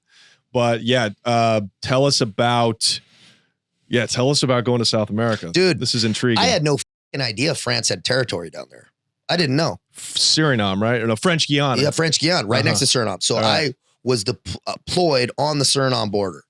Which that whole area, bro, is like, it's like a Star Wars bar. Like, and I'll explain kind of getting to what that place was like. But they took us in, they broke us into small groups, and they were sending us out to deep jungle operations at outposts. So we would take, a boat, an 8-hour boat ride to another boat to a way out in some jungle outpost where the French Foreign Legion posts up, and we'll do interdiction for the boats coming in, but then also patrolling interior of the jungle, 14-day patrols and shit like that to blow up and break up and all these illegal gold mines from Brazilians coming up into French Guiana. Wow. Is that big out there? Dude. Illegal gold mining? I was like, oh yeah, maybe we'll hit some. Dude, we would do a 14-day patrol and hit new gold mines every day. Wow. Every day on the way in. Wow. And you arrest these guys? Are they there? We can't because what are we going to do with them? So we just all their shit up, burn their houses down. With them just standing there. Well, and it's like grown men, right? They build these shacks, but dude, they put mercury all over the place up. Oh, of dude. course. Trash everywhere. Yeah. It's like, up. we just go, all right, take their names. All right, take some information. If they won't give it to us, some of our, Romanian, we got Romanian and Hungarian and Ukrainian sergeants that are not nice. No, you can imagine these dudes. They know how to get some information out of bro, you. like they'll take dude's sandals and be like, all right, you're not going to tell me? Good luck. Dude, like they're hardcore. I'm like, God damn. Is the Legion governed by rules of French engagement? No, I never got a brief. Wow. So maybe somebody else, that's one piece of the Legion. Nobody tells you. They're like, shut the up, take the gun and just go. They don't tell you where you're going, why, what the bigger operation is, what your ROEs are. So it's, and also there's a language piece. They're like, they don't know what we're saying anyway. So who cares? So are they giving you orders in French? Oh, French, you can't speak English. So everything's in French. Wow. So from the time you get there, every order, every document, everything is in French. Did you had to learn French? Did you learn it? Mon français, nous le sais, mais oui. Okay. So the ops there are catch, release, and also break up all the equipment. Take any guns, blow them up. But we would take demolition in sometimes and then actually blow up these places too. Wow. That's why they sent us down there, because I was actually at a mountain infantry regiment, but it was a demolition specialty. It's kind of like an engineering specialty. So that's why they sent us down there. And that's what we did, man. Building out the base a little bit, improving it, and then doing little ops here and there. And but it was wild, dude, chasing these people through the jungle. And it's like, they're just trying to make a living. I get it. Yeah. So I had no ill intent. I'm not trying to hurt these people. It's like, but all right, let's break this up. And they'd be like, hey, Navy SEAL, go in the Mercury. I was getting all the love, bro. They're like, swim, huh? Wow. Nage. To go pick these diesel engines out of the thing so we could break them up. But it was, I glow in the dark now, dude. I'm pretty sure. Yeah. You're going to grow like something on your body. I love the jungle though, man. For me though, that area of operation is powerful, dude. They call it l'enfer vert, green hell. That's what the French call it. And dude, I have these audios of when it would sound like we'd sleep in hammocks and just in the blackness, you just all night howling. It sounds like the devil, man. Yeah. All night. Creepy. Yeah, very creepy. It's loud, right? At times of the day, it's super loud. Overwhelmingly loud. Pitch black and loud. Wow. But all we did was drink water out of the rivers with chlorine tablets because you can't carry enough water. Right. It was really, and you're not funded super heavily. It's the French Foreign Legion. It's the redheaded stepchild of the French military. Right. So they're like, hey, make do with what you got. Wow. Do you ever have to shoot it out with these like gold miners? There are some issues. But we didn't have a lot of like issues like that. They don't want issues with the French military, right? But they had guns and there were some threats, and a lot of the legal gold mining guys do have issues. So we would have to go protect some of them. They had a dude get shot through the neck while we were out there because dude, some of these places are doing $750,000 a week coming out of the like 6 dudes worth of gold. Yeah. Wow. Putting them in backpacks. One dude's driving with a rifle and like Mr. Toad's Wild Ride trying to get out of the gauntlet. Yeah. And because these dudes will just wait and very, very, dude, there's no law out there. It's so deep. You're so far out that it starts to get like the rule of law, borders, it's all water. But we would take little trips over to Suriname, and they have, the Chinese are brilliant, bro, right? Chinese, they would have these little stores in the middle of the jungle, whorehouses attached to them. They're doing cocaine in the back here. And it's like, we had some guys get in trouble doing a coke deal, some legionnaires, and we had French gendarme military police with us. And so they search all our and I'm like, oh my God, dude. Like, it's like, I can't believe I'm dealing with this, like middle of the jungle, bro. But yeah, dude, you got edgy dudes out there, bro. Of course. Yeah. Yeah. Wherever there's a market on this planet, there will be some Chinese selling you some goods. Yeah. Selling you some AA batteries and some they had, dude, stocked up stores, the logistics lines. They're getting this stuff up of hardcore Amazon River, man, far. Yeah. And stocking these places up. Impressive. But that was wild, dude, because we'd go out with our sergeants and they'd be like, hey, want some coke? We'd go out to the town right off of the thing, and the purest cocaine you've ever had in your life for like $4. For sure. And they're like, hey, yeah, here. I'm like, dude, this, and the sergeants, they're like, yeah, it's cool. And I'm like, oh my God, this place is wow. So it was fun, man, but it's powerful, bro. How long were you there for in South America? 4 months. Okay. So we're out there for 4 months. Wow. Basically deep in the jungle. Like, yeah. Holy.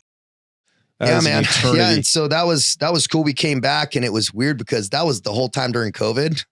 I didn't know anything about that because I was down there, and I come back, and it's Paris in this winter, and just coming back from that, I'm like, what the f- is going on? It was so weird. The juxtaposition coming back. Did you know? Did you have a smartphone? Did you know what was going on in the outside I had no world? service. Like, I mean, I could catch wind of stuff. Right. And I had seen it at the beginning before I left, like a little bit was going on, but then I left and kind of cut away from stuff for a long time. Fascinating. Yeah. Yeah. It's almost like you're back in like, basic training. Yeah. Right. Dude, you don't know what's going on in the outside world. You're in the moment. There's a freedom in that. Yeah.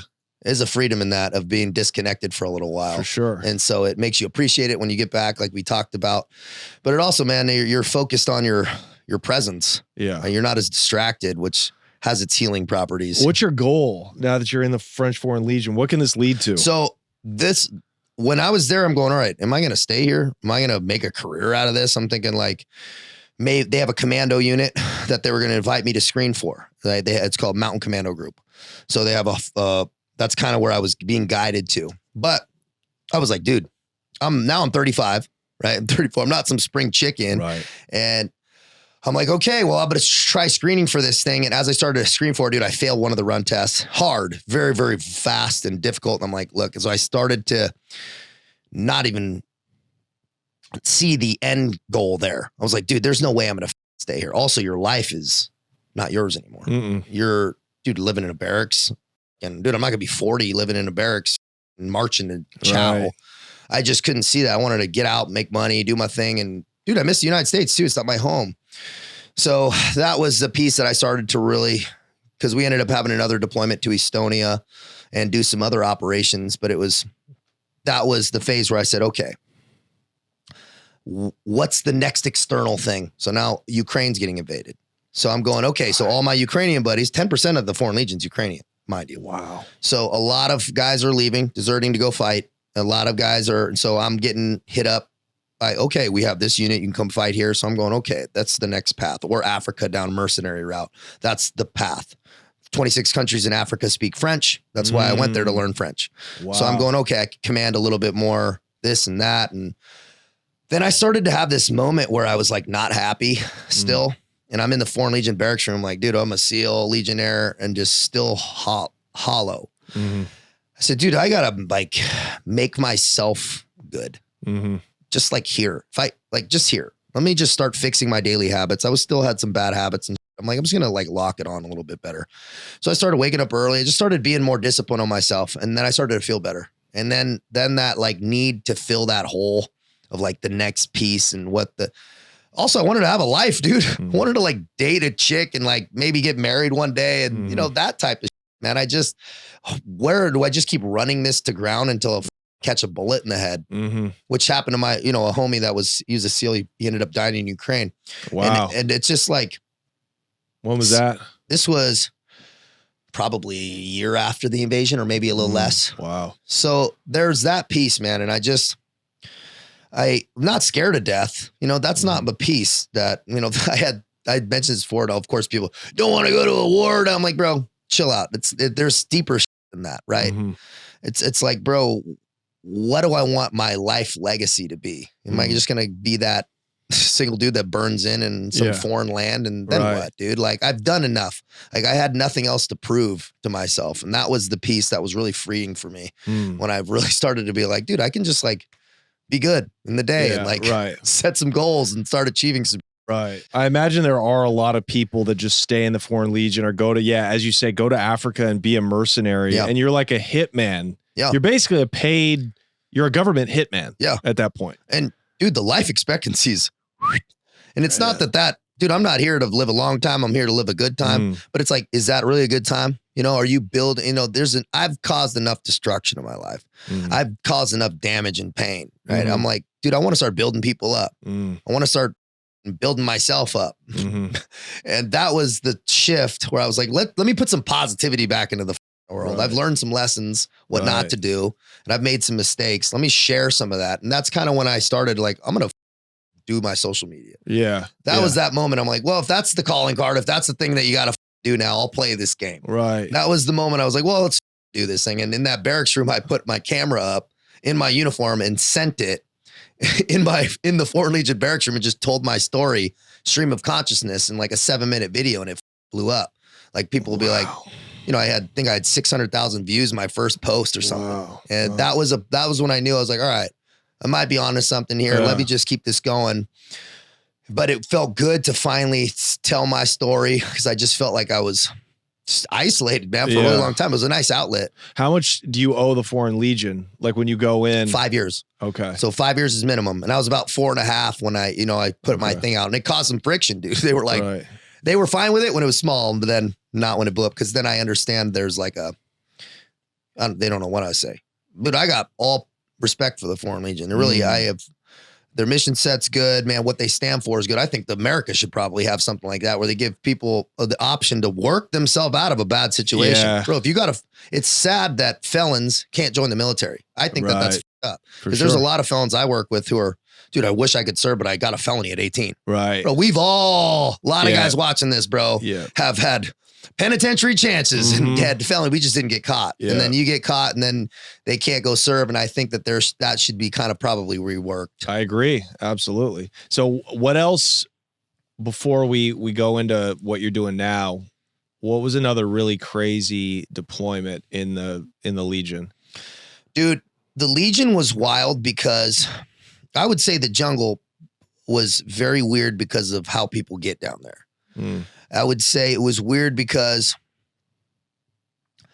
dude, you're embedded with natives. They're taking weird drugs, doing like eating monkeys and, eating crate and like going off the deep end. I remember laying there going, what the and you're mixed in with Czechoslovakian dudes from Czech Republic and all. And it's such a hardcore. I'm like, dude, I'm never going to get this energy anywhere else. You have guys who like grew up alcoholic mothers, just eating mice, hardcore dudes I knew a guy that walked from Romania to France. No passport. Just dudes like that, dude. To get in, came to they're like, this dude doesn't have a passport. He walked, dude. Hitchhiked and walked from Romania to France. Yeah. People don't know that's a far way. Yeah. It's an interesting sect of guys, you have guys, gang members and guys from different places all over that. And you say it's staffed by, what would you say the biggest demographic is besides French people? Ukraine. Well, there's no French, hardly at all. So it's no French. Oh, so, wow. Yeah. So there's 1% French dudes, maybe that then they give them a fake Canadian citizenship to get in. French officers, more for the most part, Ukrainians, Nepali, Brazilian, Colombians, and that's probably the biggest demographic. Yeah. Yeah. Wow. But a lot of Brazilians, great soldiers, a lot of Ukrainians, a lot of Romanians. I imagine. So you said when the war popped off in Ukraine, a lot of people were deserting the Legion to go back to fight for Ukraine. And they're still fighting there. And I get it, right? They're fighting for their country. France did some props, and they gave some guys the option to go fight for a little while and go get their family and bring them into France. That was pretty cool. That's pretty cool. Yeah. So France did a lot of good stuff for the Legion, and it's after about 7 years, they'll give you your citizenship. About 7 years, you can naturalize if you've had good service. It might take a little longer, but that's a way to become a citizen of France. Yeah. So you have citizenship. No, I didn't want it. I didn't request citizenship. Okay. Yeah, I didn't want. You got to request it. Yeah, you got to request it and go through that process. But after 3 years, I did what's called regularization situation militaire. So I routed extra paperwork so I could get my passport and my name back. And then they gave me my passport, and then I was able to leave France. But I couldn't leave France before that. Wow. I didn't have a passport. That's crazy. They basically make you an indentured servant for whatever it is, until 2 or 3 you get years. your passport back. Wow. Or route your paperwork. That is wild. Yeah, is there like French regulation? Do they send regulators in there to make sure that you guys aren't? There's an issue with that running part. a pedophilia cult or some shit like that. Bro, they've had issues about it more than that because the Legion's so brutal on the discipline. I had one day where I up marching, and the colonel saw me because of my tattoos. Yeah, and he's like the American, and he called. He goes, he's marching like. I thought I was marching good, but he didn't like my swag. Dude, I was made to stack rocks into a pyramid for 3 days, 19 hours a day in the freezing rain in December. No rocks, mind you. There's no rocks. So I had to walk 10 to 15 minutes, put 3 rocks in my backpack, walk 10 to 15 minutes back, and I had to build a pyramid 6 feet tall. That was my punishment, dude. And I remember stacking these rocks going, they can't break me, man. Yeah. They can't break me. Freezing cold, but that's Legion punishment. Wow. They just are hardcore. And so they also have their own jails, internal of which is technically illegal. Are you going to say, right? Technically, and the French, they're pretty good about professional, like they don't want lawsuits, but how do you sue and you're not a citizen? It's very complex and you don't speak French that well. And do they even know you're in the country? Dude, the government of France? It's so gray. It's so gray that when I had some legal trouble with the Legion about they're like going to put me in jail for my YouTube. And I was like, well, I got a lawyer. The lawyer's like, dude, you're nobody here. He's like, they're going to put you on food and water discipline for 4 months. What is that? Dude, you eat bread and water in a Foreign Legion jail on base where you're just doing, this punish you. Count of Monte Cristo, man. Punish you, guys who are in jail. Sometimes, not all the time, but more often. You wake up in the morning if you're in jail there and you pick up like a 15 kilo rock and run 8 kilometers and then stack it. And there's a pyramid that looks like the Great Pyramids in the front. Wow. It's fascinating. It's archaic. Yeah, it's fascinating. It's like old world French it's old world, bro. Discipline. It's old world. And the Legions, the history of the Legion in Algeria, bro, they used to bury people up to their neck in sand in Algeria. The history of the discipline in the Legion was so strong that the French actually almost disbanded it a few times. They've had people die. What is the incentive to even have the French Foreign Legion for France? Now it's like tradition. It's like the French citizens know who you are, the Green Beret. There's like a pride piece. And also, they fought in every war since from Algeria to Afghanistan. Mm-hmm. So they're still going and doing the damn thing and without that political pressure. Right. What does that mean? You guys could deploy without the president's of France. No, we can deploy, but if I die, what the French citizens don't. It's not a French There's citizen. No caskets coming home to France. There's no casket coming home with a French flag on it. Wow. It's just different. That's kind of brilliant. Yeah, and so that's why that political pressure is not there. So they can kind of like, oh, we don't want to put French soldiers there. Let's send the Foreign Legion there. Did you have any buddies in there? Yeah, man, dude. It's like some of the guys there. Like I'll give you like an example of a guy. South Korean dude, my buddy. I won't mention his name because he's all like super secret squirrel like that. Park. Yeah, he was in South Korean military intelligence. Worked with a lot of soft guys and Green Berets and shit over there. Then he loved America. Speaks better English than me, dude. So loves America. Wanted to serve in the United States military. Came over here. Was going to college. They wouldn't give him his green card within the 2 years. He ran out of money. Joined the French Foreign Legion. Just to kind of give you an example of like a guy of a scenario. Yeah. Right? But I had buddies from Mongolia, Belarus, Brazil, man. Did you know cats Venezuela. That went on to become like those mercenaries that were just with a couple of screws loose? They're I'm going to go do deep undercover work in Mali. And I know when I talk to them, dude, because there's guys, they call it the circuit. So it's called the circuit. And the circuit is mercenary circuit. That's what it's called. And so it's like when you're plugged into that circuit, it's all word of mouth, dude. Like that's how you get work as a mercenary. It's all word of mouth. So it's, man, do you know this guy? Do you know that guy? You're not really sending applications to these places. Sure, there are private military companies, but the circuit's a little different. Okay. And so it's solving problems because a lot of times you're getting in country and you're not given weapons. Like you don't fly in with stuff. Right. So how do you procure stuff? Right. You have to be a smart and know how. And that's why Legionnaires are actually very useful because you're gritty. Yeah. You're not given a lot of You're just, all right, man, figure it out. Go over there and just live in the and figure it out. Now, who's hiring you as a mercenary? Dude. If you're from the Legion. Name it, right? Name it. African warlord, government agencies, private citizens, whoever. Is this legal? Is it legal for an African warlord to reach out to the French Foreign Legion and be like, well, they're not technically in the Legion by that point. They're out. I see. Okay. Yeah. So the Foreign Legion's not getting hired. Right. Directly. Right. Right. Directly, at least for what I know. I'm sure there's, there's gray area everywhere. Okay. So you're just paid to go. And are these hit jobs that these mercenaries are paid by warlords? I think some guys, and I could get some guys on here for talk to you. I know one homie that would get in this connected hardcore on this. It's challenging problems that need to be solved in an unorthodox way. Right. That's who needs these. You can't, where else do you go if you need A, B, or C done? It might not be kill somebody. It might be get information on somebody, but like somebody powerful and maybe dangerous, you know, or a group. Yeah. And do they do that? So if you get killed, there's no trace? Yeah. Who are you? You're an American guy in Libya. What the? Yeah. That's why it's so gray.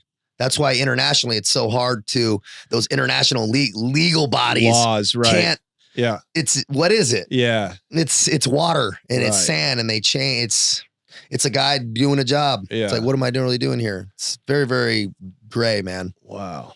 Yeah. The circuit. That's fascinating. Yeah. We'll have to have somebody on that can really talk about the circuit. Absolutely. I mean, we know Jimmy, you know, he went to do a job that involved like basically, I don't know if I'm allowed to say this. I am.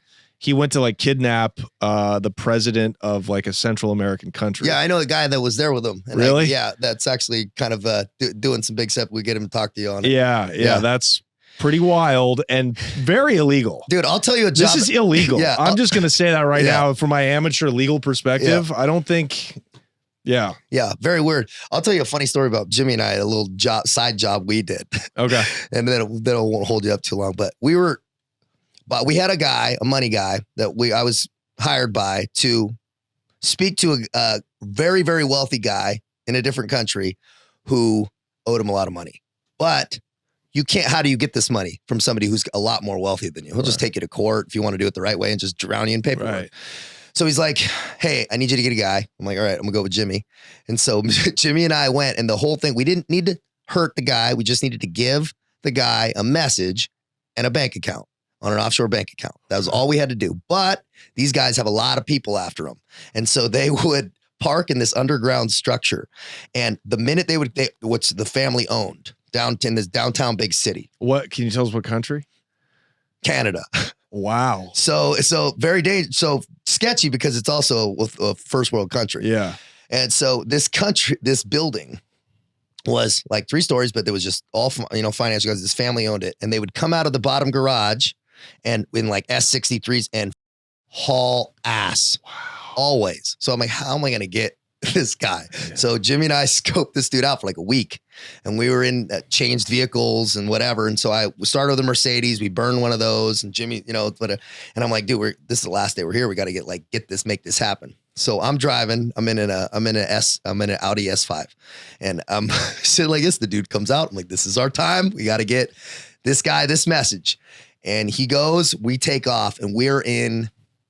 I think he gets the spidey senses for a little bit. We're back far enough. I know how to tail vehicles and stuff. It started chill, but he was speeding up, and we're going fast in downtown streets. I'm going through, weaving. A cop gets blocked off by a construction guy, dude. It was like out of a movie. A cop's behind me. A construction guy comes and stops the cop car, dude. I'm like, dude, this can't be real. Jimmy's like, what? I'm paralleling this guy. I kind of knew what neighborhood he lived in. So I kind of knew, all right, but I didn't know what house. So we get up to him, dude. He pulls into and I pull in, fucking e-brake slide in front of this guy's car. Wow. Jimmy hops out on the roll, dude. He's in this like big pea coat. Grabs this guy, not illegally, just grabs him to thing. And we walk out in this dude's face, and I'm like, hey man, here's the deal. And give him this card. And he's like, all right, okay. I'm like, this is the deal. You know this guy? This is what's going on right now. So just so you know, like, just kind of give you an example. And we leave, right? Nothing crazy. You don't need to shake, but just didn't pull a gun out. No, anything like that. Don't need to. Wow. Right. And so just like stuff like that. It's man. like intimidation. It's like intimidation. Hey, yeah. It's like, here we are. Right. And so Jimmy will tell you, that was one of the most nervous things I ever done in my life, just because of the first world nature of it, dude. Right. You could go to prison. Yeah. And there's, I'm sure the guy you're working for he didn't give you his real name. Yeah. So, where you're kind of hanging it out there, and that's the time you're like, out. And that goes with circuit work or foreign fighter work. It's like, you're hanging it out there, dude. Yeah. And for what cost? At some point you really start ratcheting up. Like, what am I getting out of this? Was that good money? It was all right. But it was a lot of connection base, and we had there was percentage stuff put into the deal. Can you go in on the bonus episode, it's not on YouTube, could you dive into like that world a little more? I'm fascinated. Yeah. Okay. Yeah. Yeah. And did you have the sense that the guy you were doing this for, it was illegal? Well, I knew the guy Okay. I knew this guy. And so he wasn't an amorphic entity to me. Okay. Right. And so I actually knew who he was and like where the money was coming from and what the situation was a little bit, you know? So the point is you didn't want to go back to doing that when you got out of the Legion. No. And it was like, dude, there's better ways to make money. If it's all about making money, right? At some point it's about making money. There's better ways and more positive ways. Yeah, of course. Also, and that's the other piece is, yeah, man, you're doing good work. You can be doing that. But at what point are you stacking karmic debt? That's right. That's where I got to, dude. And I'm all about universal laws and principles. I really started diving into that, dude. And once I started applying that, you know, every thought matters. Everything's energy, man. Every way you think and move, bro, it all counts. And when I started to stop stacking karmic debt on myself, like, dude, closed doors, open doors, everything matters. You know, you're causing pain to somebody else. You're getting it back. And so that was when I started to shed that stuff. My life got way better, more positive, and things started lining up for me. For sure. So you got home recently, last year. Yeah, I got home like tail end of December, right in January. Wow. This year. Wow. That's incredible. Yeah, man. What are you doing now? Online coaching, man. Just sharing my story. Most of my clients, I got CEOs, doctors. Yeah. If you feel like you're losing your mojo, like I had lost my mojo, man, in that car, suicidal. Yeah. We need to change some. Yeah. You should wake up pretty stoked. You should wake up pretty positive about your life. People get so used to this comfortable agony. Right. That they just get used to. And I go, dude, that's not normal. Really identify, are you content with are you fulfilled? If you're not, let's change some shit up. It starts with daily habits, starts with better self-talk, starts with better diet, starts with very simple principles. People know these things, but to know and not do is not to know. You got to be able to apply a simple blueprint. And so I just show people pretty much what I do daily. Right. I record everything I do. I show everybody. I'd never changed one thing from that Foreign Legion barracks room when I found out what works. Dude, I still wake up at 3:30 in the morning, still track my food, still do all this. Wow. Not like a robot. Right. But enough to where I have this foundational point of where I get my mind right. I don't get sucked into my phone immediately in the day. I set 20, 30 minutes. And you asked a good question before, Johnny, like, how do you tap back into that, you know, being on the yard presence? Yeah. Start it in the morning. Remember that every day. Wake up and sit in some quiet reflection, man. Remember yourself on that yard. That frame of mind, bro, is how you become your best self, bro. All your creativity, you're like, man, I'm going to crush this. That's it. You know, and you're doing it. So whatever you're tapping into, keep doing it. But that's what I think people need to do is really tap into that presence, that mindfulness, that raising of consciousness. Right. Start being more aware of what the you're doing, man. Pay attention. Yeah. Be more mindful about all the decisions you make and make them strategic. Right. Yeah. Okay. Where can they find you? I love this stuff. Website. Yeah, go ahead. www.taylorcavanaugh.com. All the contact form goes to me. I don't outsource anything or do AI. So all that goes directly in my email. My Instagram, TCAV official, Johnny on the spot with those DMs. Always talking to me. I don't outsource. And on my YouTube, man, TCAV TV, where I dive into the deeper principles. I do gym workouts with different entities around. Yeah.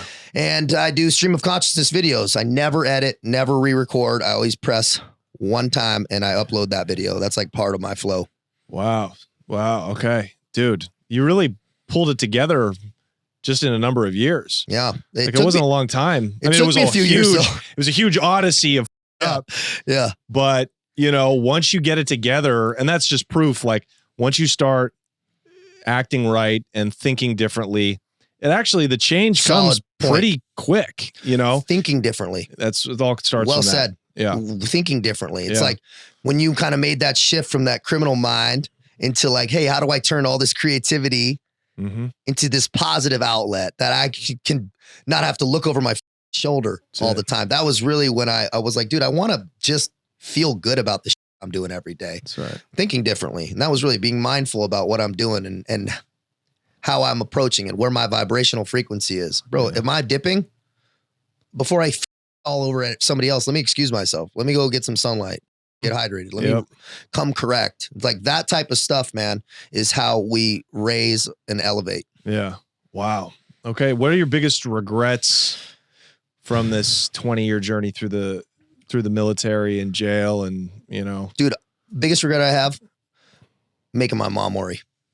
Yeah. That's my biggest regret, dude, is being disrespectful to my mom and people that love me, man, and just kind of putting her through that. But that has been my best redemption, being able to take my mom out with my fiance and who's my life coming back together and seeing her like retired and happy now and not worried. Right. That is like probably my most powerful success that I feel proud about. Yeah.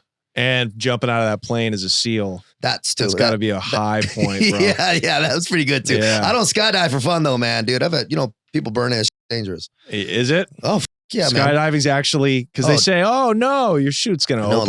There's a lot of SEALs die in training skydiving, man. Really? Yeah, it's dangerous. That's why I don't do it for fun, bro. Aren't they professional packers? Like, what's going on here? Yeah, lots going on. A lot of gear, a lot of stuff, a lot of ways. And you got to remember the quantity of jumps, bro. Hundreds and thousands of jumps. So at some point, dude, it's it's dangerous. Yeah.